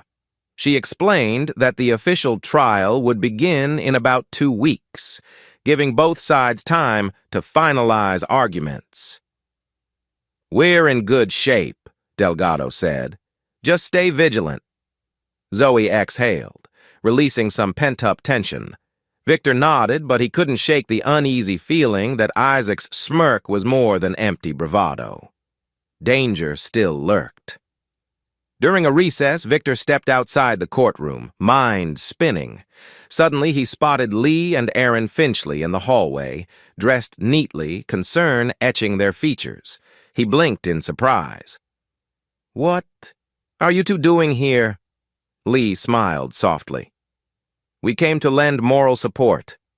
We know how stressful this is." Aaron nodded. "Plus, we want to see the face of the jerk who threatened you." Touched by their gesture, Victor couldn't help but grin. "You girls didn't have to come all this way." Lee shrugged. "You saved our lives. We're not the type to forget that. Besides, we want to show we stand by you." Zoe stepped over, giving a small wave to the twins. They exchanged sympathetic looks. Teen camaraderie. For a moment, the courthouse's stuffy tension lifted, replaced by the warmth of loyal friends. After the hearing, everyone converged outside, the early afternoon sun bright overhead. Zoe, the twins, and Victor lingered on the courthouse steps, each processing the intense morning. A gentle breeze rustled fallen leaves across the pavement. Zoe, voice low, admitted, "Seeing Mom like that felt horrible, but I can't forget what she did. I feel torn." Aaron rubbed Zoe's shoulder. "Totally understandable. You can love her as your mom, but still hate her actions." Lee chimed in. "Exactly, it's not black and white." Victor gazed at his daughter. You're allowed to be conflicted. This isn't easy for anyone, but remember, you're safe with me and I'll always put you first. Zoe's eyes glistened. Thanks, Dad. Standing nearby, Aaron and Lee exchanged a warm glance, giving Victor a nod of respect, as if silently praising his fortitude. He realized how profoundly grateful he was to have them in his corner, beacons of genuine empathy in a world that had proven treacherous. Just as they prepared to leave, a sharp voice cut through the air. Zoe! Victor! They turned to see Aunt Naomi, Monica's sister, striding toward them with a stern expression. She wore a tailored pantsuit, looking every bit the city professional. Victor stiffened. Naomi addressed Zoe first, ignoring Victor. Why haven't you returned my calls? I came here today expecting to see you. Maybe to talk about living arrangements. You can't stay with him forever. Zoe frowned, stepping back slightly. Yes, I can. I'm with Dad and I'm fine. I don't need your interference. Naomi's gaze flicked over Victor with disdain. Your mother told me how controlling he was, and now she's rotting in jail thanks to your testimony, no doubt. Victor clenched his jaw, muscles taut. She's in jail because she committed crimes. Zoe is free to decide whom she lives with. The tension crackled. Naomi's eyes blazed, but when she noticed Aaron and Lee witnessing the scene, something about their presence made her hesitate. Maybe she realized Zoe wasn't isolated or without influential support. Naomi stepped closer, voice low. Zoe, call me. I'm still family. I'll be staying in Cedarville for the trial, so you don't have to rely on him if you don't want to. Zoe glared. I do want to. Leave me alone. Naomi opened her mouth as if to argue, then spun on her heel, stalking off. Watching her go, Victor's fists slowly uncurled. He glanced at Zoe, relieved that she'd stood her ground, but worried about the new tension. Aunt Naomi could be trouble. A few days later, while driving Zoe home from a counseling session, Victor stopped at a red light. Abruptly, a black SUV careened out of nowhere, swerving dangerously close to the passenger side before racing off. Zoe shrieked, heart hammering. Victor managed to regain control, pulling onto the shoulder, adrenaline spiking. Dad, that was them, Zoe gasped, trembling. The tinted SUV you said followed you at the grocery store. Victor breathed shakily. I caught the license plate. He quickly jotted it down. We'll report it. They stayed on the shoulder until Zoe's panic subsided. Then, as soon as the light changed, they headed straight to the police station. A sympathetic officer took their statement, promising to run the plate. But Victor already suspected it might be stolen or untraceable. Nonetheless, he left feeling more determined than ever. This was blatant intimidation. He gripped Zoe's shoulder protectively. They won't scare us off. We'll get extra security if we have to. Her eyes were wet, but resolute. I'm tired of being scared. Let's end this, Dad. Upon hearing of the incident, Lee and Aaron Finchley practically insisted that Victor and Zoe stay a few nights at their estate. They offered guest rooms, full security, and personal staff to ensure no suspicious vehicles could get close. Victor hesitated. We can't impose, Aaron cut in. It's not an imposition, it's an invitation. Seriously, our estate is huge and heavily guarded. You'll sleep easier. Zoe pleaded with her dad. Please, can we? Just for a few nights? I'm too freaked out to stay home alone. He relented, and so they packed overnight bags and drove to the Finchley property. Once inside the gated grounds, a wave of relief washed over Victor. Uniformed security patrolled discreetly. The staff greeted them by name, quickly offering refreshments and showing them to well-appointed guest rooms. Late that night, after tucking Zoe into bed in her plush guest suite, Victor lingered in the grand hall. Aaron found him there, arms wrapped around herself as if chilled. Long day, huh? He offered a weary smile. Yeah, thanks for letting us stay. She placed a hand on his arm. You do the same for us, right? You're family now. In spirit, if not by blood. Something in that sentiment touched Victor deeply. He felt an inexplicable closeness to the twins, and not just because he'd saved them in the flood. They'd consistently shown him compassion without judgment, and in a time of swirling doubts, that meant everything. The following morning, news broke that Isaac Clarke's legal team planned an aggressive defense, painting Victor as an unstable husband, orchestrating a vengeful plot. Talk radio stations buzzed, speculating about shocking revelations at trial. Victor listened to one broadcast from the Finchley's library, fists clenched. Let them spin their lies, he thought. The real evidence would speak louder. The hidden camera footage, the forged documents, the recorded confessions, he had the truth on his side. As the day wore on, storm clouds gathered over Cedarville, lightning flickering in the distant sky, a fitting parallel to the brewing legal showdown. Standing on a balcony that evening, Victor gazed across the estate's rolling lawns, feeling the electricity in the air. The next weeks would be pivotal. He'd either secure justice or risk further danger. In that moment, he recalled the flood rescue, how the raging waters threatened to sweep him away. But he'd clung on, saved Lee and Aaron, and survived. This new storm, Monica's betrayal, Isaac's criminal empire, the looming trial was just another torrent, and he would weather it with the same unwavering courage. He felt a soft presence beside him, Aaron or Lee. He wasn't sure at first in the dim light. It was Lee, offering a gentle smile. We're here for you, Victor. Don't doubt it. He nodded, inhaling the charged air. Thank you, I won't. Lightning flashed in the distance, thunder rolling across the hills. The storm was coming. But Victor Dawson stood ready, unbreakable in his resolve to protect his daughter and see justice done. Chapter 8. 2 days before the trial officially commenced, jury selection began. Victor arrived at the courthouse with Ms. Delgado. The prosecution and defense took turns questioning potential jurors, seeking individuals they believed would be impartial or, in the defense's case, sympathetic to Monica and Isaac. From the public gallery, Victor watched the defense attorney dismiss anyone who admitted strong opposition to drug use or financial crimes. Meanwhile, the prosecution tried to strike jurors who hinted distrust in law enforcement. It was a painstaking process. When the court broke for lunch, Ms. Delgado pulled Victor aside.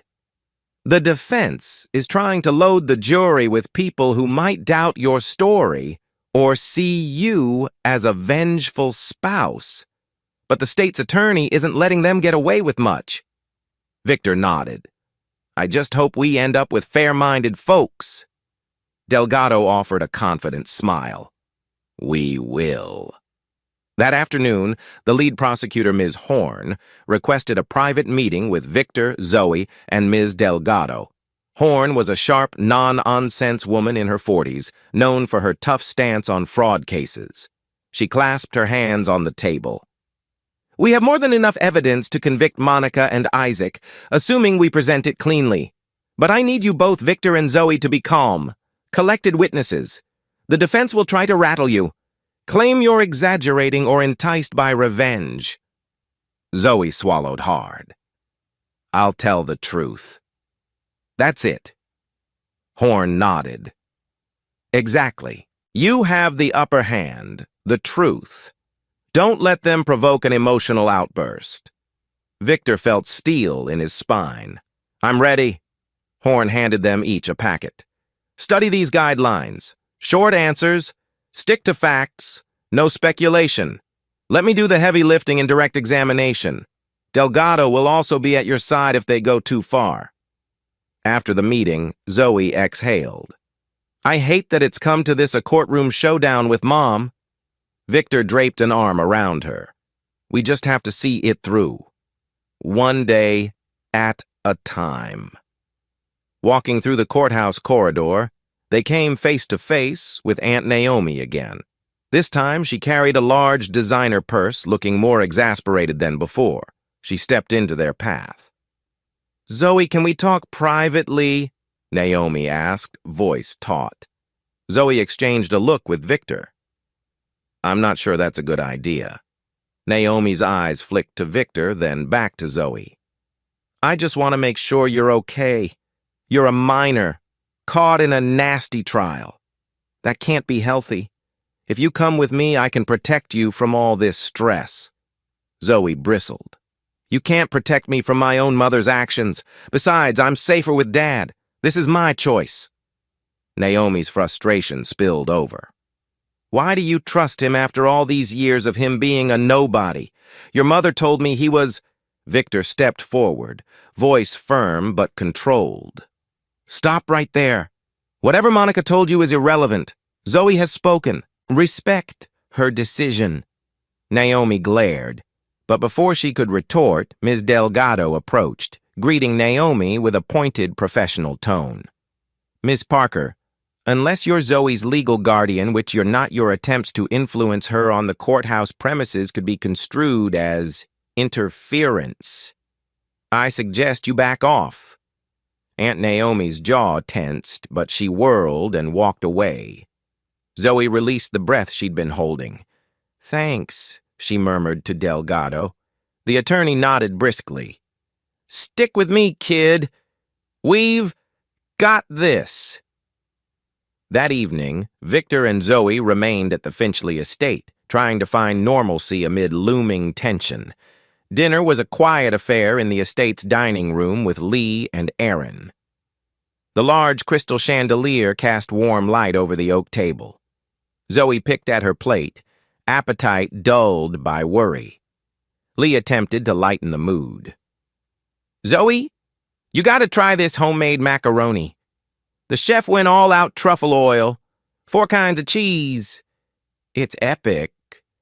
Zoe mustered a half smile and took a small bite. It's good," she admitted. "Thanks, guys, for letting us stay. I feel safer here." Aaron offered a gentle grin. "Our parents are away on a philanthropic mission, but they definitely want us to help. They told us to treat you like family." Victor nodded, swallowing the lump of gratitude in his throat. "We can't thank you enough. Once this is behind us, I promise to repay your kindness somehow." Lee waved dismissively. "You already did, remember? You saved us. Twice. If you count how you've stayed in our lives and taught us about real courage." A brief hush fell around the table. Despite the chaos swirling outside, a quiet sense of unity enveloped them. Late that night, just as Victor thought he might get some rest, his phone buzzed. An unfamiliar number. He answered cautiously. "Hello?" A shaky voice responded. "Mr. Dawson, you don't know me, but I used to work for Isaac Clarke's brokerage. I need to talk to you. Clarke threatened me to keep quiet, but I can't bear it. I've already reached out to the DA's office." Victor's pulse quickened. "Who is this?" "Name's Greg. I'm the accountant who set up those offshore accounts for Clarke. I want to give you the records that prove Monica and Isaac's plan was bigger than you think. They laundered a lot of money." A swirl of emotions roared through Victor. "I appreciate that, Greg. You need to share those records with the DA. That evidence could lock them up for good." Greg hesitated. "Yes, but I'm scared Clarke's people will come after me. They already harassed my family. Just letting you know there's more to this than a simple affair or small-time fraud. I'm cooperating fully with the authorities now." "Thank you," Victor said quietly. "You're doing the right thing." After hanging up, Victor stared at the phone in his hand, mind racing. Could Greg's testimony and financial records deliver a decisive blow against Isaac Clarke's entire operation? Possibly, but it also meant Clark's associates might become more desperate, more dangerous. He texted Armstrong the details, then tried to sleep, lulled by the knowledge that justice might be closer than ever. At dawn, Armstrong called Victor with urgent news. Clark's attorney just floated a plea deal. Isaac testifies that Monica was the sole mastermind, claiming he was coerced. In exchange, he'd get a reduced sentence. The DA is pushing back, but it's on the table. Victor's stomach twisted. That's absurd. Isaac threatened me, threatened Zoe. He's the worst of them. Armstrong's sigh crackled over the line. I know, but it's how the system sometimes works, flipping the bigger fish if they think Monica orchestrated it all. We're fighting it. A wave of anger coursed through Victor. Monica wasn't innocent, but Clark was definitely the ringleader. You can't let him off easy. Believe me, we're making that clear, Armstrong assured him. We have enough evidence that Clark can't just claim he was a puppet. Keep your cool. After the call, Victor paced the Finchley's guest suite. A dread gnawed at him. What if Clark escaped serious punishment by pinning everything on Monica? He forced himself to trust that the prosecutors wouldn't be duped. The wheels of justice turn slowly, but they do turn, he reminded himself. That afternoon, Zoe found herself in the Finchley estate's cozy reading nook, flipping half-heartedly through a magazine. Aaron plopped down beside her, sipping herbal tea. You're rattled, Aaron observed gently. Your face says it all. Zoe sighed. I'm trying not to panic, but every day there's new drama SUVs chasing us, Aunt Naomi pushing me, Mom possibly going to prison for years. Or maybe Isaac walks free if he blames her. It's too much. Aaron set down her cup. It's intense for sure. But your dad has come a long way. I've never seen someone so determined to protect their kid. You can rely on him and on all of us. Zoe blinked back tears. I know. I just feel guilty that I ever sided against him. Aaron reached over, giving Zoe's hand a comforting squeeze. We can't change the past. You're here now, fighting the good fight. That counts. Look at how courageous you were in standing up to Aunt Naomi. A small smile ghosted across Zoe's lips. Thanks. I guess I am stronger than I think. Definitely, Aaron said, voice firm. At last, the eve of the trial arrived. Cedarville buzzed with anticipation, locals gossiping, reporters sniffing around for a headline. Victor spent the day reviewing testimony with Ms. Delgado, making sure every detail was solid. Night fell.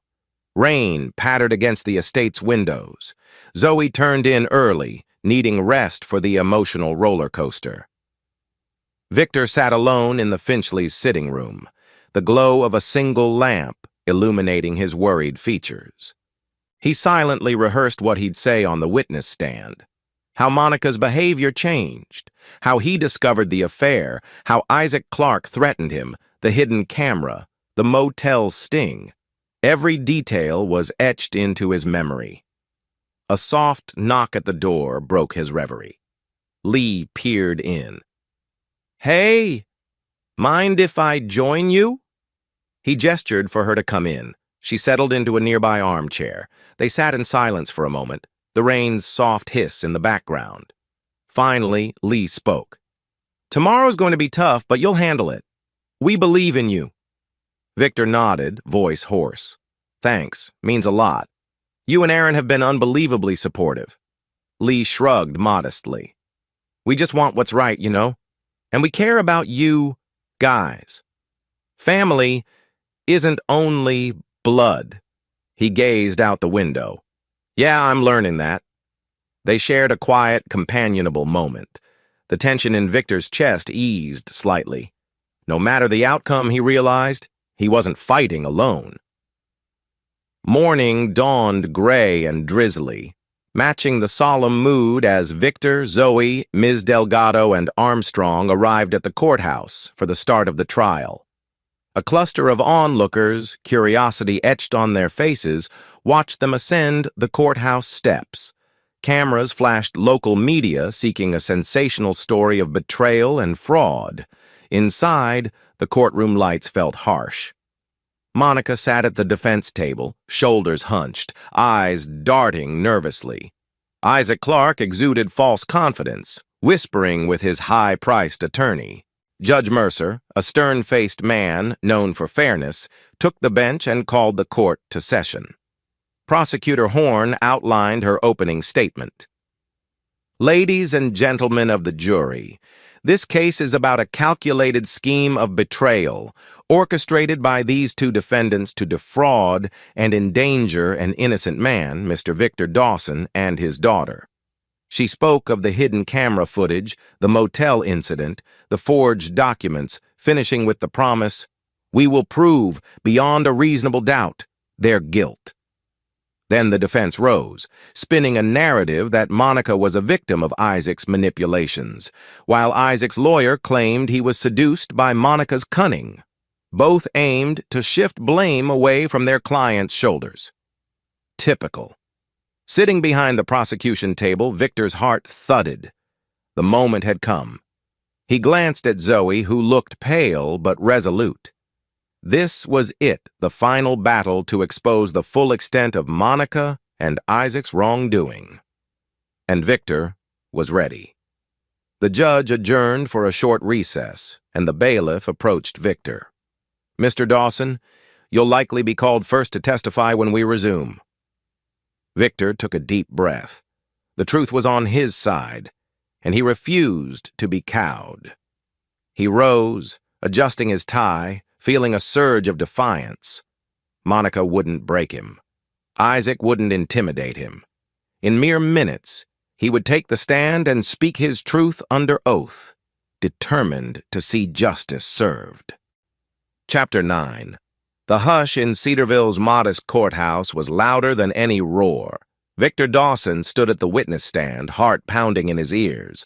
The prosecutor, Ms. Horn, walked him through foundational questions: his name, occupation, years married to Monica, and how he discovered her affair with Isaac Clark. With each question, Victor answered steadily, reminding himself, "Tell the truth. Remain calm. Don't let them get under your skin." Horn's voice was measured. "Mr. Dawson, could you describe the first time you suspected your wife might be involved in something suspicious?" Victor cleared his throat. His gaze flicked briefly to the defense table where Monica sat, eyes lowered, and Isaac Clark lounged with a smug tilt of his head. "I noticed Monica had been taking odd phone calls, stepping outside late at night. Our daughter Zoe became distant. Eventually, I spotted messages referencing someone named Isaac. And from there, her behavior escalated unexplained absences, secrecy, forging my signature on small documents." Horn nodded. "At what point did you realize Isaac Clark was more than just a casual acquaintance?" Victor inhaled, steadying his voice. "When she left her phone unlocked one night, a message from Isaac Clark popped up, and it was clearly more than business. It also hinted at siphoning money or forging papers tied to my house and business." In the gallery, curious murmurs rose, hushed quickly by the bailiff. Victor sensed the tension. He had to paint a clear picture of Monica and Isaac's wrongdoing without sounding vindictive. Horn pressed on. "How did you respond to these suspicions?" "I reached out to some friends, Nate, an ex-investigator friend, and eventually Detective Armstrong, who set up a legal sting. We captured Monica and Isaac at a motel discussing forging documents, drug possession threats, everything." Horn stepped aside. "Your Honor, we submit Exhibit 12, a video recording from the hidden camera, showing both defendants discussing illegal acts." The judge allowed it. On a screen, the jury glimpsed grainy footage of Monica and Isaac in that dingy motel suite, bragging about framing Victor. A hush fell. Victor avoided looking at Monica, but couldn't help noticing her shoulders tense. She stared at the table, face hidden behind her hair. The defense attorney for Monica, a wiry man named Braun with watchful eyes, stepped up. "Mr. Dawson," he drawled, "isn't it true you felt emasculated as a mere plumber while your wife sought bigger financial opportunities?" Victor stiffened. Braun's tone dripped condescension. "I'm proud of my work as a plumber. There's nothing emasculating about providing honest labor." Braun's lips curved. "So you're telling the court you felt zero jealousy when your wife began associating with a wealthy financial broker?" Victor leveled his gaze. "Jealousy? Maybe at first. But this isn't about jealousy. It's about them conspiring to defraud me, plain and simple." Braun pounced. "Oh, or perhaps you orchestrated these recordings to catch your wife in a moment of weakness, hoping to humiliate her." Ms. Horn objected speculation. The judge sustained it. Braun pivoted, affecting a sympathetic air. "Monica contends Isaac Clarke manipulated her. She claims you ignored her pleas for help. That true?" Victor's brow furrowed. "She never asked me for help regarding Isaac. She lied to me repeatedly. She involved our daughter in deception. There was no cry for help. It was a calculated betrayal." The attorney pressed on a bit longer, trying to paint Victor as a man scorned, but each attempt fizzled when confronted by the video evidence and the calm sincerity of Victor's answers. Even the jury's faces suggested skepticism toward Braun's insinuations. Next, Isaac's high-powered attorney, Ms. Caldwell, approached. She wore an impeccably tailored suit and exuded quiet ferocity. "Mr. Dawson, my client maintains he was a victim of Monica's manipulations. He says she threatened to reveal private details if he didn't cooperate. Did you ever personally see him threaten your wife?" Victor frowned. "Of course. He threatened both me and her on multiple occasions. He bragged about forging documents, about planting drugs in my van. We have that on tape." Caldwell lifted her chin. "But you didn't see him physically coerce your wife, correct? For all we know, those statements are mere bluster, not actual threats." Anxiety flared in Victor's gut, but he stayed poised. "Threats don't have to be physical to be real. He had Monica fully complicit. She didn't appear coerced. She was laughing about scamming me." A flicker of tension crossed Caldwell's features. She shifted tactics. "Is it possible that your wife was forced to laugh along? Out of fear?" Victor grit his teeth. "If that were true, she wouldn't have tried to trick our daughter into helping. She wouldn't have tried forging my signature. There's no sign of force on those recordings." Caldwell inhaled, then gave a thin-lipped smile. "No further questions." After a brief recess, it was Zoe's turn. Victor returned to his seat, heart pounding as he watched his daughter walk timidly to the witness stand.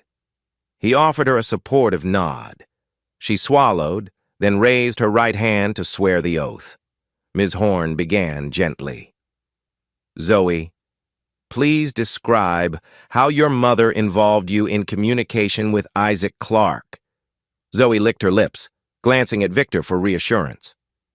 "Mom told me Dad was, stuck in a rut, that we needed Isaac's help to get ahead. At first I believed her. She asked me to keep secrets like if Dad questioned where she went, I was to say she was at the gym or running errands. Eventually, she showed me texts from Isaac about forging documents.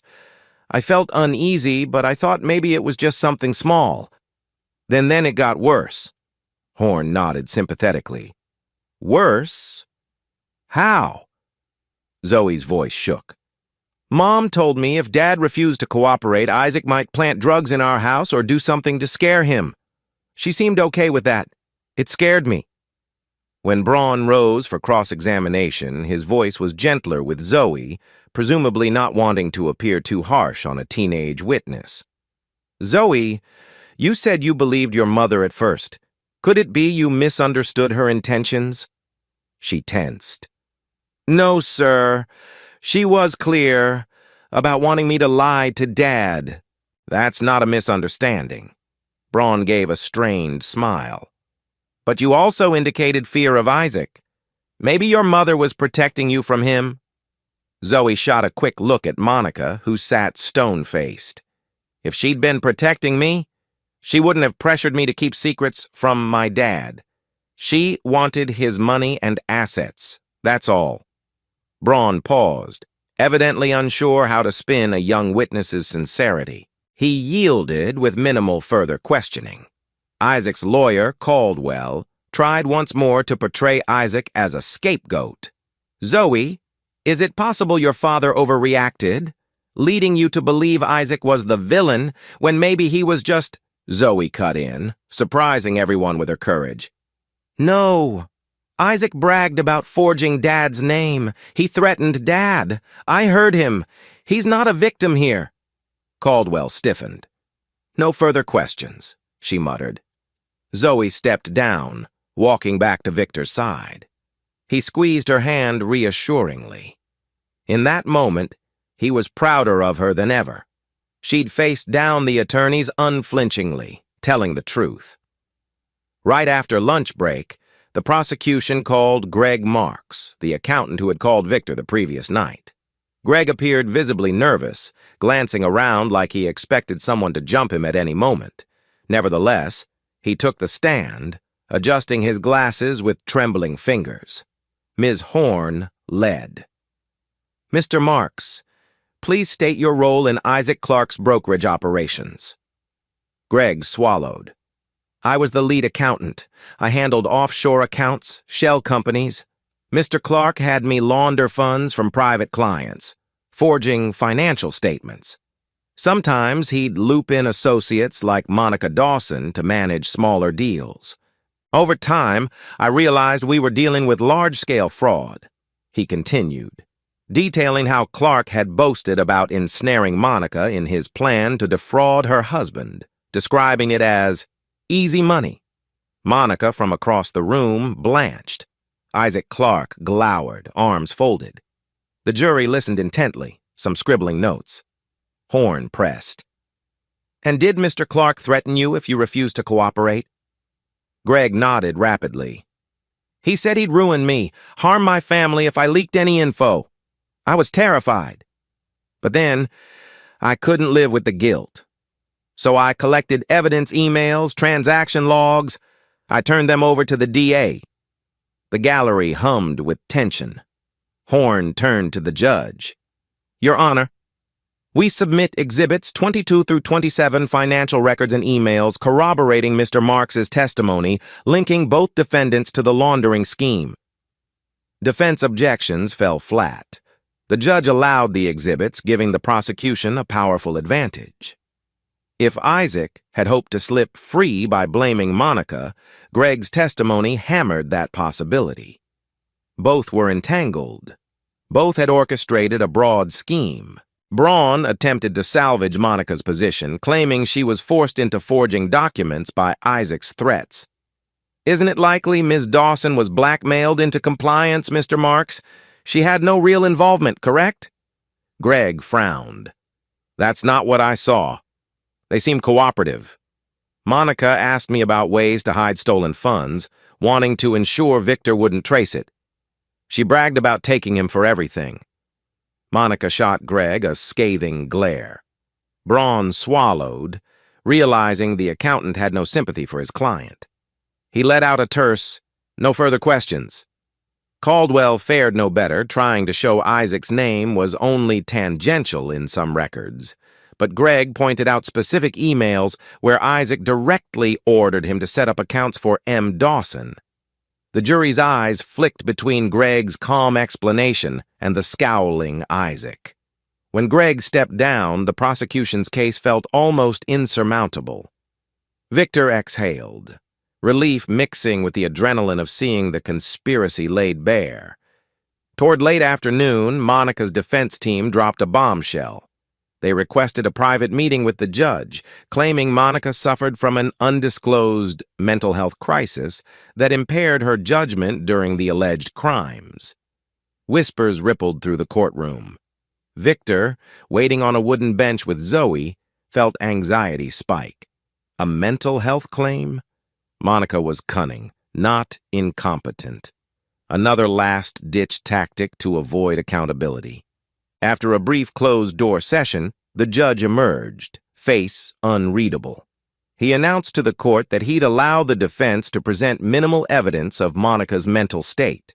The trial would continue, but the defense might argue diminished capacity. Zoe whispered, "Is that legit? Mom never acted mentally ill." Victor shook his head, jaw tight. "I think it's a ploy, but let's see how it plays out." Court recessed for the day. Outside, the sky had turned stormy gray, the air thick with humidity. Victor and Zoe stepped onto the courthouse steps, greeted by a swirl of local reporters demanding comments. They politely declined, weaving through the throng. Lee and Aaron Finchley waved from a distance, concern etched on their faces. They'd attended the day's proceedings, sitting discreetly behind the row of spectators. As soon as the group converged, Aaron asked, "What's all this about Monica's mental health claim?" Victor rubbed his forehead.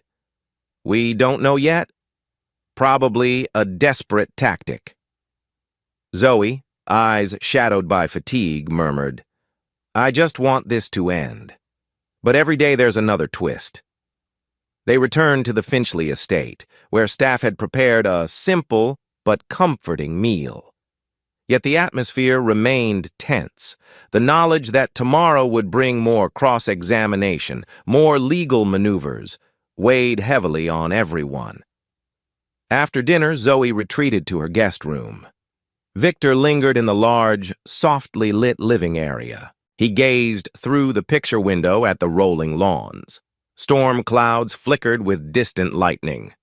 A quiet voice startled him. "Victor." Turning, he saw Aaron, hair loose around her shoulders. "Everyone else is in bed. You okay?" He forced a reassuring smile. "Yeah, just a lot on my mind." She perched on the arm of the sofa. "You did great today. The jury's clearly on your side." Victor exhaled. "I hope so. Monica and Isaac seem cornered, but they're fighting back with every trick. If they drag Zoe into more drama..." He trailed off, fists clenching at the thought. Aaron laid a comforting hand on his shoulder. "We're close to the finish line. Hang in there." He nodded gratefully. "Couldn't have done it without you guys." She smiled, and for a moment, silence blanketed them, a companionship forged through adversity. The overhead thunder rumbled, echoing the tension building for the final days of trial. Chapter 10. Morning broke with a swirl of ominous clouds overhead. The courthouse brimmed with a subdued crowd. News had spread about the mental health angle, and spectators were eager for more drama. Victor, seated behind the prosecution table, watched as Monica was called to the stand by her own defense counsel. She walked slowly, wearing a bland beige suit, her hands trembling. Whether it was genuine or strategic, Victor couldn't discern. She took the oath, eyes flickering around the courtroom before settling on the floor. Braun began softly. "Monica, can you describe your mental state in the months leading up to these events?" She sighed, shakily. I felt trapped, depressed. My marriage was suffocating me. I had no options. Isaac offered an escape, but soon he was the one pressuring me to do illegal things." Her voice quivered, and tears brimmed. Zoe, observing from the benches, looked torn between anger and pity. Victor kept his expression neutral. Braun continued, "You're saying Isaac manipulated you during a fragile period?" She nodded. "Yes. He threatened me and said if I didn't comply, he'd harm Zoe. I was terrified, so I tried to act like everything was my idea, hoping he'd let Zoe go." It was a carefully crafted narrative. Monica as a victim, self-sacrificing mother under the thrall of a dangerous man. Victor clenched his jaw, remembering the motel video. She hadn't acted terrified or forced. She'd giggled about scamming him. The jury, however, might be swayed by tears. Ms. Horn rose, her posture brisk. Mrs. Dawson, you claim Isaac pressured you, but the motel footage shows you laughing, calling your husband naive, boasting about forging his signature. Care to explain? Monica fidgeted.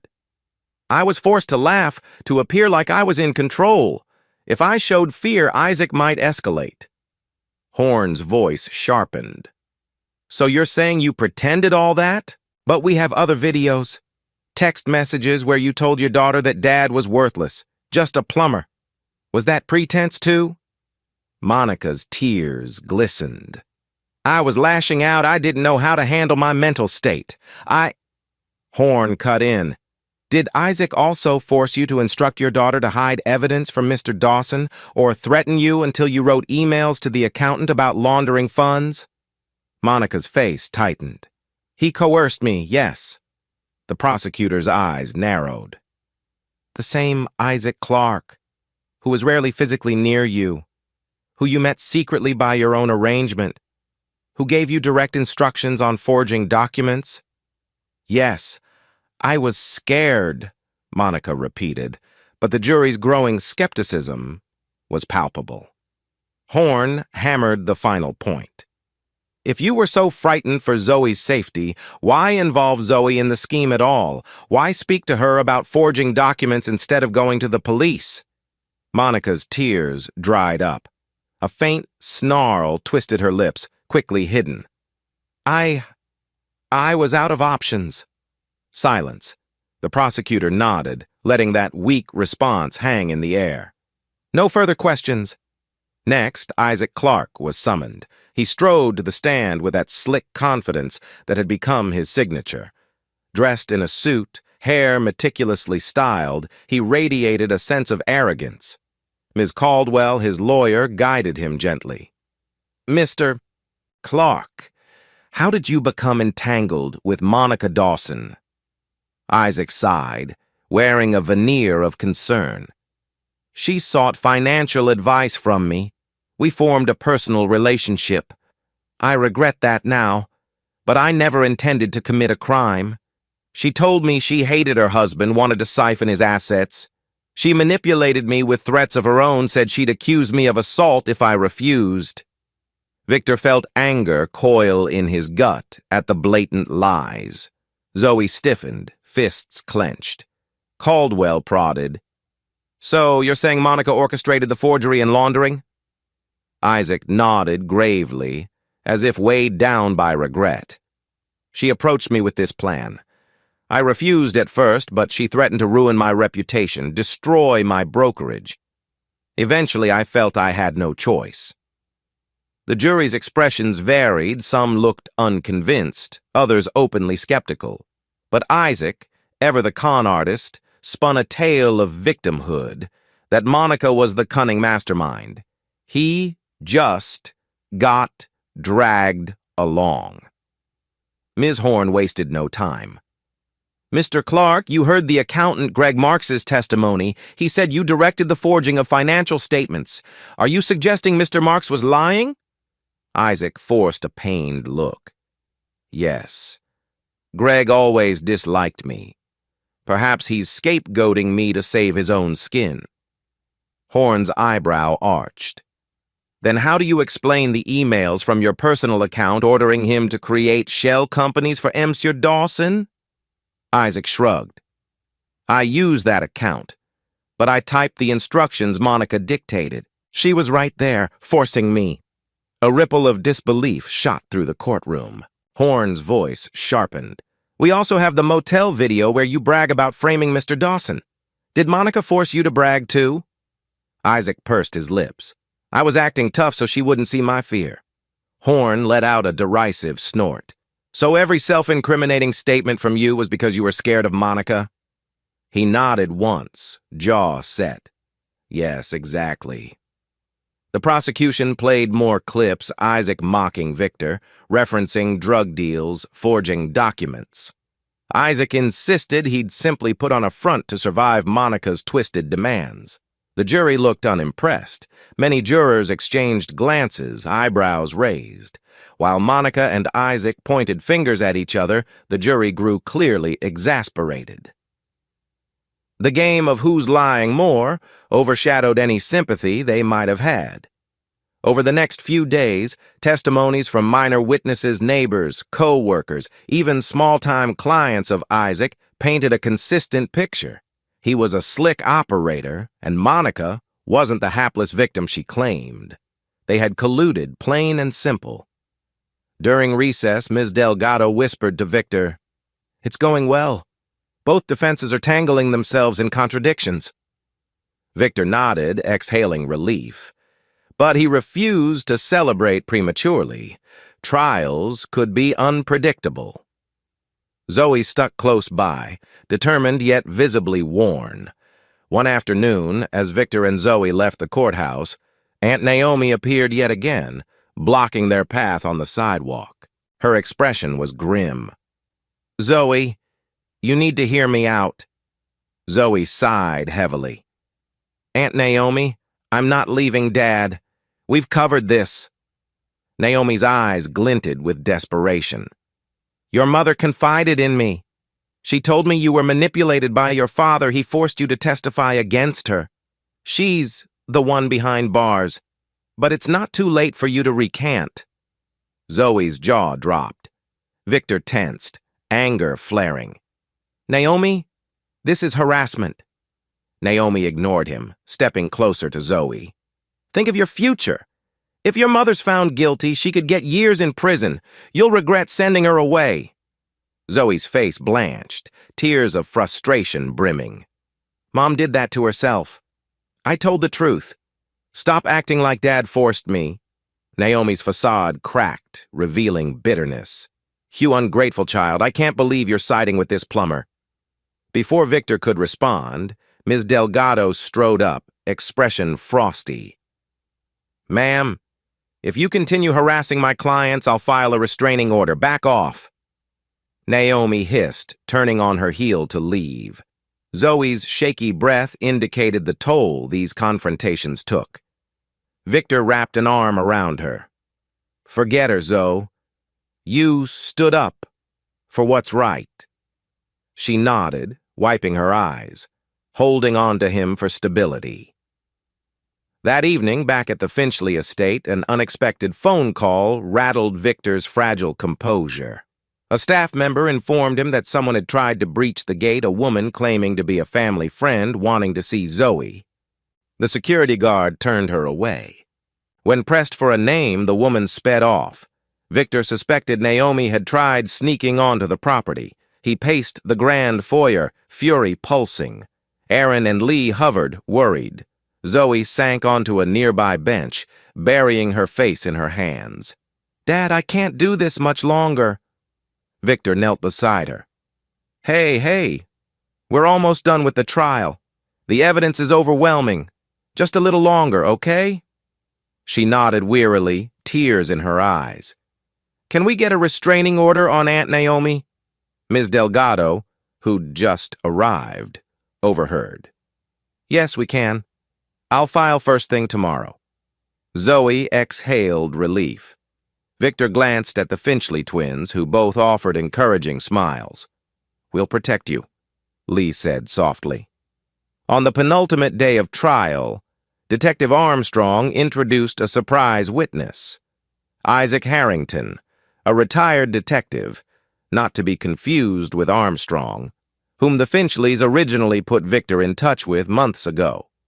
Harrington had done extensive background checks on Isaac Clarke's criminal associates. Taking the stand, Harrington provided testimony about threats made against Victor and Zoe, verifying the suspicious SUV sightings and intimidation attempts. He revealed phone logs connecting Clarke's known associates to calls made near Victor's home. A hush fell as Harrington produced a series of cross-referenced logs numbers matching those that had sent threatening messages. "It's clear these individuals acted on Clarke's behalf, intending to scare Mr. Dawson into dropping his cooperation with law enforcement." Caldwell tried to object, calling it circumstantial, but the judge allowed Harrington's testimony.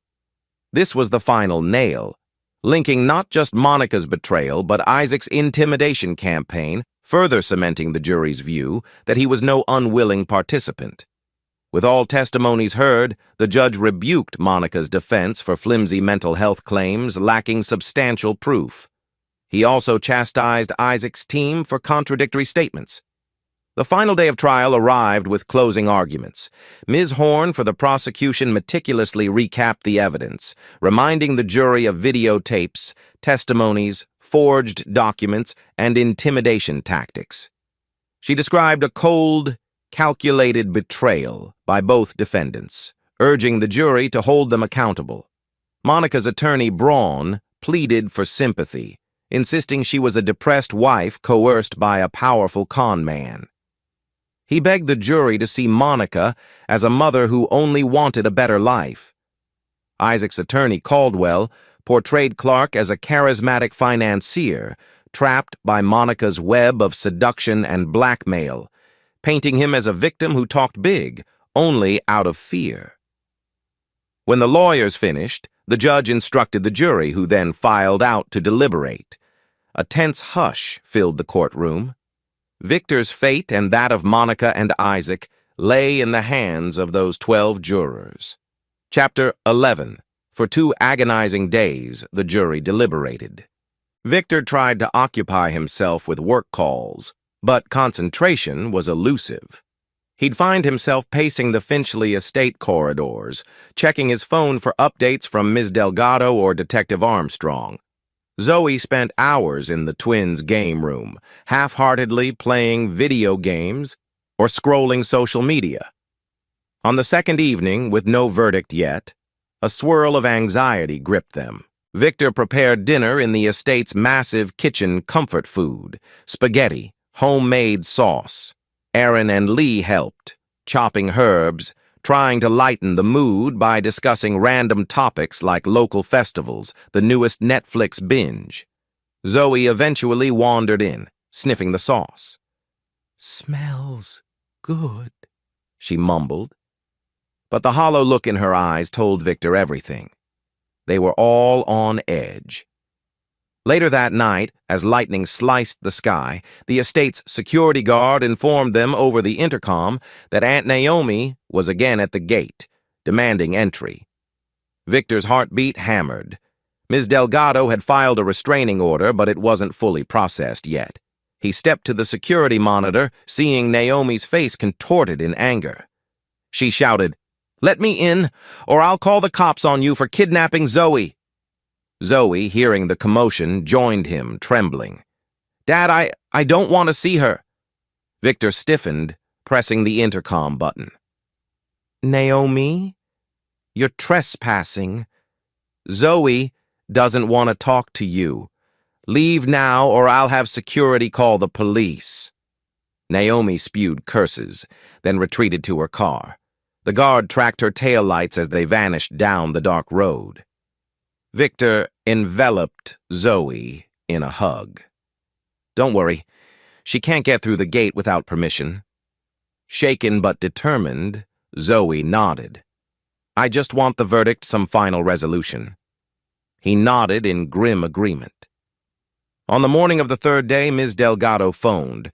The jury had reached a verdict. Heart-pounding, Victor gathered Zoe, and they all headed to the courthouse. The Finchley twins insisted on coming for moral support, discreetly sitting in the gallery. Court reconvened, tension thick as the jury filed in. Monica and Isaac stood at the defense tables, faces ashen. The foreman rose. He read multiple counts: conspiracy to commit fraud, guilty for both defendants; attempted blackmail, guilty for both defendants; forgery, guilty for both defendants; drug possession with intent to frame, related to the motel plan, guilty for both. The final blow: financial crimes and money laundering, guilty for Isaac; accessory to money laundering, guilty for Monica. With each guilty, a hush fell, tension replaced by a kind of solemn relief. Monica's knees buckled slightly, as if the weight of it struck her physically. Isaac Clark's expression soured from stoic arrogance to a stunned scowl. He cursed under his breath, slamming a fist on the table. The bailiff barked for order. Zoe gripped Victor's hand so tightly it hurt, tears flooding her eyes. He wrapped an arm around her. They'd done it. Justice was served. The judge, citing the extensive evidence and the gravity of the crimes, scheduled sentencing for the following week but gave stern warnings. Both defendants would remain in custody without bail as they posed flight risks. Isaac snarled, "This is a sham!" while being escorted out. Monica's eyes flicked to Zoe, watery with regret, but Zoe turned her face away. Aunt Naomi, present in the back row, let out a shriek, "This is injustice!" and tried rushing forward. The bailiff blocked her path. "Ma'am, you need to leave." Chaos erupted briefly, but the bailiff swiftly removed Naomi from the courtroom. Victor ushered Zoe out amid the commotion, Ms. Delgado and Detective Armstrong guiding them away. Outside in the corridor, the Finchley twins pounced with relief, hugging them, tears shining. "Finally," Erin whispered.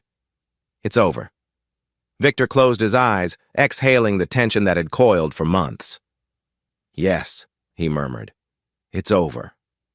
Despite the guilty verdict, raw feelings lingered. Monica, once a beloved wife and mother, faced years in prison.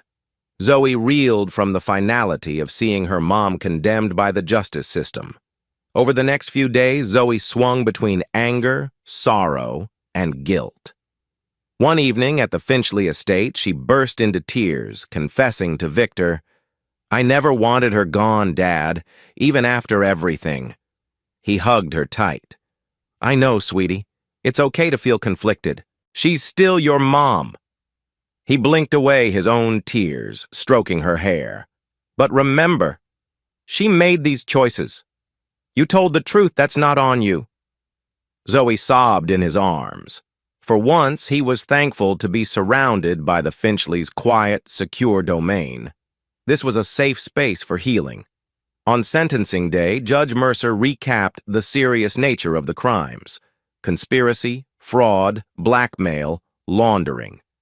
He stressed that this was no minor marital spat, but a deliberate operation to exploit and threaten an innocent family. The court recommended Isaac Clarke, 15 to 20 years in federal prison, given the laundering and higher-level conspiratorial acts. Monica Dawson, 8 to 12 years, noting her active participation and moral culpability, albeit with fewer direct ties to larger financial rackets.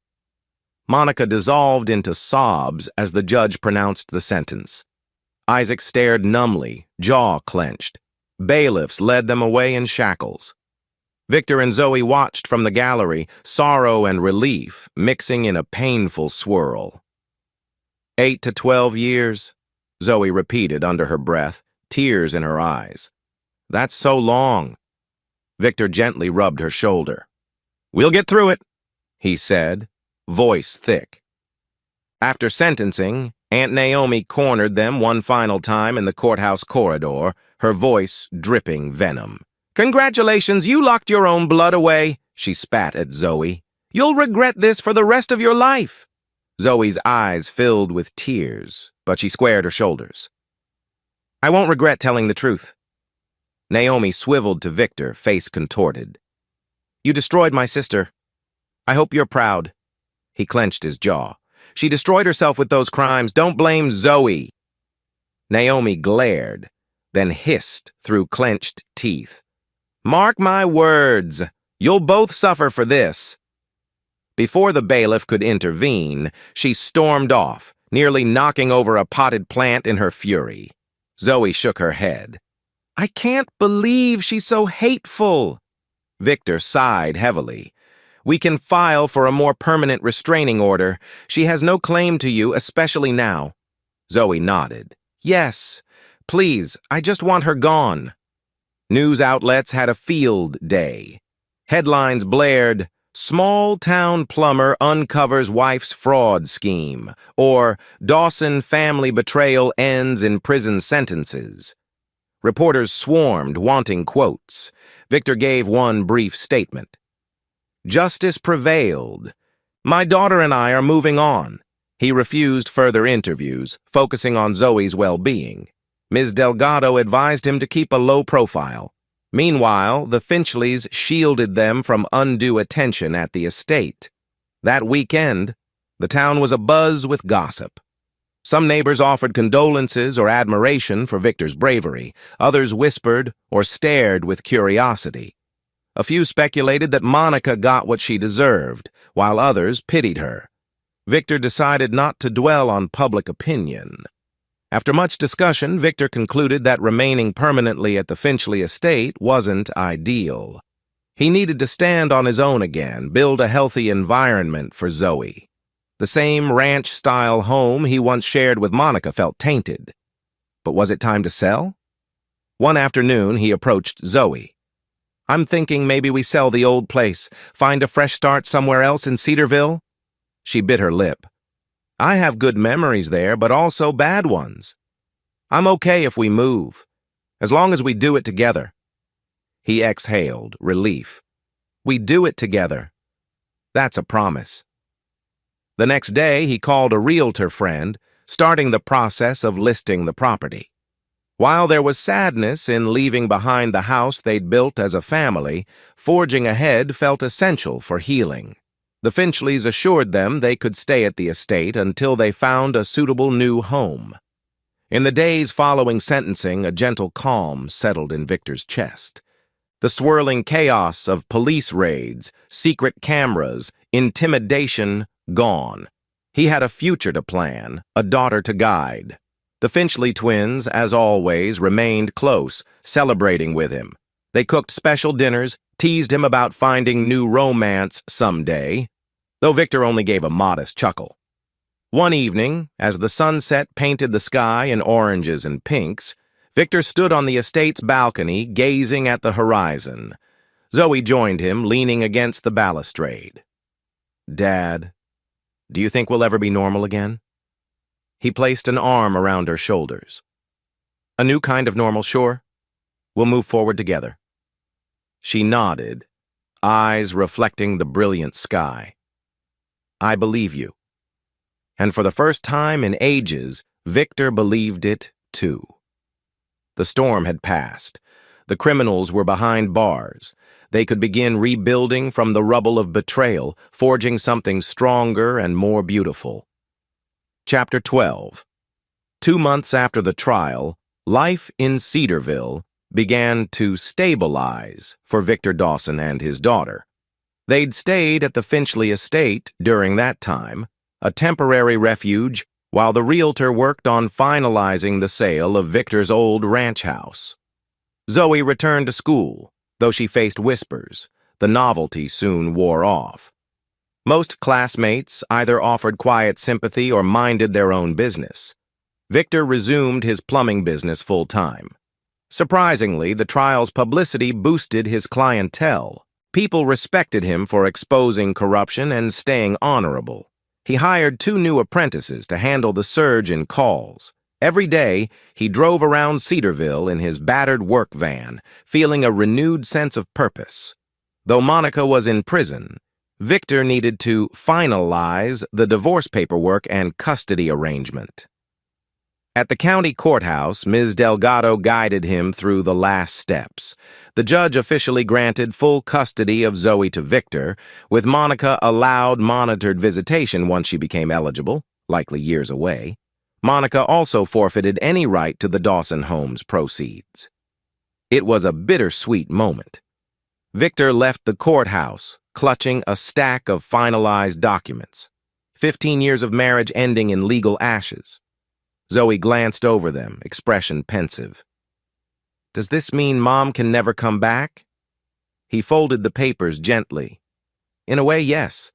But if someday she's rehabilitated and wants a real relationship with you, that's your choice. We can cross that bridge later. Zoe nodded, eyes thoughtful. I just want her to acknowledge what she did. Until then, I'm fine without her. Victor squeezed her shoulder.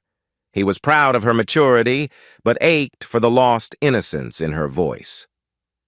With the ranch house sale pending, father and daughter began house hunting. They wanted something modest, yet newer, free from ghosts of betrayal.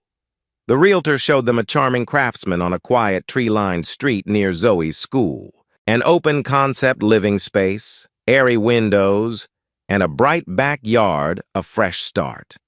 Zoe's eyes lit up exploring the second-floor bedroom. She turned to Victor, excitement dancing across her features. "Dad, this room is huge compared to my old one." He smiled, stepping into the hallway. "You deserve it, kid. We both do." The Finchley twins even accompanied them to another viewing, offering playful critiques. "The kitchen needs better lighting." "Ooh, a perfect backyard for barbecues." Their involvement warmed Victor's heart. In a sense, they'd become an extended family, always supportive. Eventually, after some negotiations, Victor put in an offer. One evening, the realtor called with the news. "They accepted your offer." Zoe and Victor high-fived, relief and excitement flooding them. A new home at last. Just when things seemed calm, Zoe approached Victor one night, guilt lining her features. "Dad, there's something I need to do. Or at least, consider." He motioned for her to continue. They sat on a patio bench in the Finchleys' sprawling garden, the evening air cool. She inhaled. "I want to visit Mom in prison." Victor's heart thumped. He'd half expected this conversation eventually, but not so soon. "You sure?" Zoe looked down. "I'm not forgiving her, not forgetting what she did, but I need closure. Or maybe I just want to see if she's sorry. I don't know." A swirl of conflicting emotions rose in Victor. He didn't trust Monica not to manipulate Zoe, but he also respected Zoe's autonomy. "You have that right. If that's what you need, I'll support you." Her eyes grew misty with gratitude. "I'd feel safer if you came with me if that's allowed." He nodded, hugging her gently. "Of course. We'll check with Ms. Delgado about visitation guidelines." 2 weeks later, father and daughter drove to the Women's Correctional Facility about an hour outside Cedarville. The building was all stark concrete and chain-link fences topped with barbed wire. Zoe clutched a small notebook, nervously scribbling. Victor's gut tightened with protective instincts. After the usual security checks, they sat at a metal table in a large visiting area. Monica entered, wearing a drab prison uniform, hair disheveled, face gaunt. She froze upon seeing them, especially Zoe. Monica. "Zoe! Oh, my baby!" Tears welled. Zoe stiffened, arms crossed. "Hi, Mom." A guard stood nearby, watching. Monica sat across from them, eyes flicking to Victor with resentment. "You brought her here? Why?" Zoe bristled. "This was my idea. I wanted to see if you had anything to say." Monica's gaze darted between them. "I'm sorry," she whispered, voice cracking. "I was so lost, in a dark place. Isaac twisted me up. I never wanted to hurt you." Zoe's eyes glistened. "Stop blaming Isaac. You threatened Dad. You lied to me. You did it willingly. Are you sorry about that?" Monica's chin trembled. Yes, I am. I was jealous, hateful. I thought life was passing me by, that your father was a dead end. But I see how wrong I was. This place, it's hell, Zoe. Believe me, I never meant to drag you down." Zoe stared at the table, tears slipping down her cheeks. Victor's own anger flared, but he stayed silent, letting Zoe speak. Finally, she murmured, "I don't know if I can forgive you right now, but I had to see you." Monica's face contorted with regret. "I understand. Just remember I love you, even if I'm broken." Silence hovered. Then the guard indicated time was nearly up. Monica reached out as if wanting to hold Zoe's hand, but Zoe pulled back, uncertain. She rose, tears in her eyes. "Dad, I'm ready to go." Victor stood, locking eyes with Monica. She seemed to shrink under his gaze, words failing her. He gave a curt nod, then followed Zoe away. No heated confrontation, no final blow, just a desolate sadness. He realized, ironically, that was closure in its own right. On the drive back, Zoe wept quietly at first, then calmed, leaning her head against the window. The farmland blurred by in golden and green hues. Victor reached over, giving her hand a gentle squeeze. She sniffed. "I think I feel relieved. I saw her. She's miserable. Maybe she really does regret it." Victor spoke softly. "Maybe. Regret doesn't always erase the damage." Zoe nodded. "I know, but I needed that. Thank you for coming." He kissed the top of her head. "I'm proud of you, Zoe. You handled that with more grace than I ever could have mustered." She offered a tremulous smile. "I learned from you, Dad." And just like that, father and daughter forged another bond, stepping forward on the path of healing. Finally, the day arrived for them to move into their new craftsman home. The Finchleys insisted on throwing a small farewell gathering, more of a see-you-soon celebration. A handful of estate staff helped load furniture into Victor's newly leased pickup truck, along with a hired moving van for the heavier items. Lee and Aaron flitted around, giving instructions and comedic commentary. "Victor, don't scratch that table. It's an antique kidding." Or, "Zoe, we labeled your boxes with emojis, hope you don't mind." Their laughter eased the bittersweet feeling of leaving the estate. As the final box was secured, the twins enveloped Victor in a group hug. "Promise you'll visit often," Aaron insisted. "We want to see the new place." "We will," Victor assured, tears threatening. "You two are like a second family to us." Zoe nodded, hugging them. "Thanks for everything. You basically saved our sanity." Lee grinned. "Hey, that's what friends and rescued flood survivors are for, right?" Victor chuckled, climbing into the truck. A gentle wave of nostalgia swept him.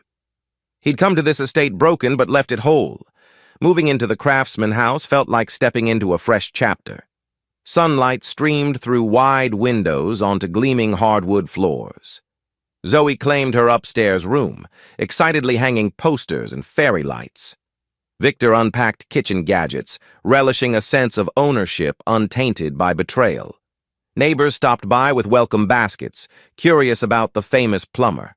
He greeted them politely, determined to keep this move low-key. He wanted normalcy. Peace. That first evening in their new home, father and daughter improvised a pizza picnic on the living room floor, no dining table yet. They toasted with soda, boxes still piled around. Zoe teased, "Better than the old house already?" Victor winked. "Definitely. Feels free, like we can breathe again." They settled on a blanket, leaning against half-unpacked boxes, discussing future decor. Zoe's eyes sparkled, picturing a cozy reading nook by the front window. Victor simply savored her happiness. The hum of contentment replaced months of chaos. This was the promise of a new life. No secrets, no fear, just the love of a father and daughter forging onward. 2 weeks into their new routine, a phone call from Lee Finchley brought more good news. "Victor, guess what? Our parents are hosting a philanthropic gala in Cedarville next month. They want to honor local heroes, and they specifically mentioned you. Would you accept a small award?" Victor stammered. "Award? For what?" Aaron chimed in on speaker. "For community courage, I guess. Your story spread. People see you as a symbol of standing up against corruption. Dad insisted you deserve recognition." Heat crept up Victor's neck. "I'm just a plumber who refused to be conned." "Not sure about a medal for that." Lee laughed. "Tough luck. You're getting recognized anyway. You are a hero, remember?" He sighed good-naturedly. "Fine. If your parents want me there, I'll attend. But I'm not wearing a tux." Aaron teased. "Oh, you so are?" Zoe overheard, grinning. "Dad in a tux? That's a must-see." Victor Mock groaned. But in truth, he felt touched. This was yet another sign that adversity hadn't broken him. It had revealed new bonds, new possibilities. The day of the Finchleys' gala arrived. Sure enough, Victor found himself in a borrowed tux, looking uncomfortable but dignified. Zoe wore a knee-length lilac dress, excited to see the philanthropic side of the Finchley family.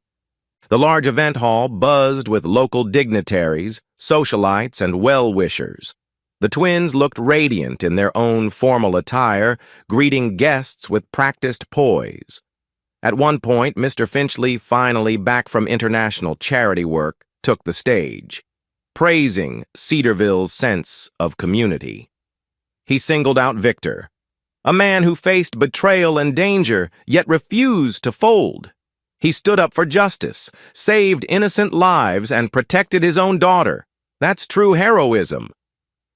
The applause washed over Victor in a surreal wave. Zoe beamed proudly, clapping until her hands stung. The twins cheered. Victor approached the podium, cheeks flushed. He mumbled thanks, emphasizing he was just doing what any father would do. But the crowd's applause suggested they saw more than modesty. They saw a man of resilience. After the speech, the Finchleys presented him with a small engraved plaque that read, "Victor Dawson for Courage in the Storm." He held it, blinking away tears, remembering the literal storm when he rescued Lee and Aaron, and the metaphorical storm of Monica's betrayal. The swirl of pain, fear, and heartbreak had led him here, to a fresh start, an unbreakable bond with Zoe, and the unwavering friendship of the Finchleys. Lee leaned over, whispering, "Told you you're a hero." Aaron nodded in agreement, eyes bright with pride. Victor gazed across the hall at Zoe, recalling how her mother once sneered at him for being just a plumber. Yet here he was, revered by a crowd, not for wealth or fancy degrees, but for integrity and love. He exhaled, feeling the last remnants of bitterness melt away. Father and daughter left the gala that night hand in hand, stepping into the cool Cedarville air under a canopy of stars. The plaque, tucked under Victor's arm, glimmered under the streetlights. Zoe sighed contentedly. "We made it, Dad." He nodded. "Yeah, Zoe, we sure did." In the hush of that moment, he felt a peaceful finality. The old chapter, monumental betrayal, heartache, trials was closed. The future lay wide open, luminous with possibilities. And at its heart, an unshakable bond between father and daughter, forged in the storm, shining all the brighter for having survived it.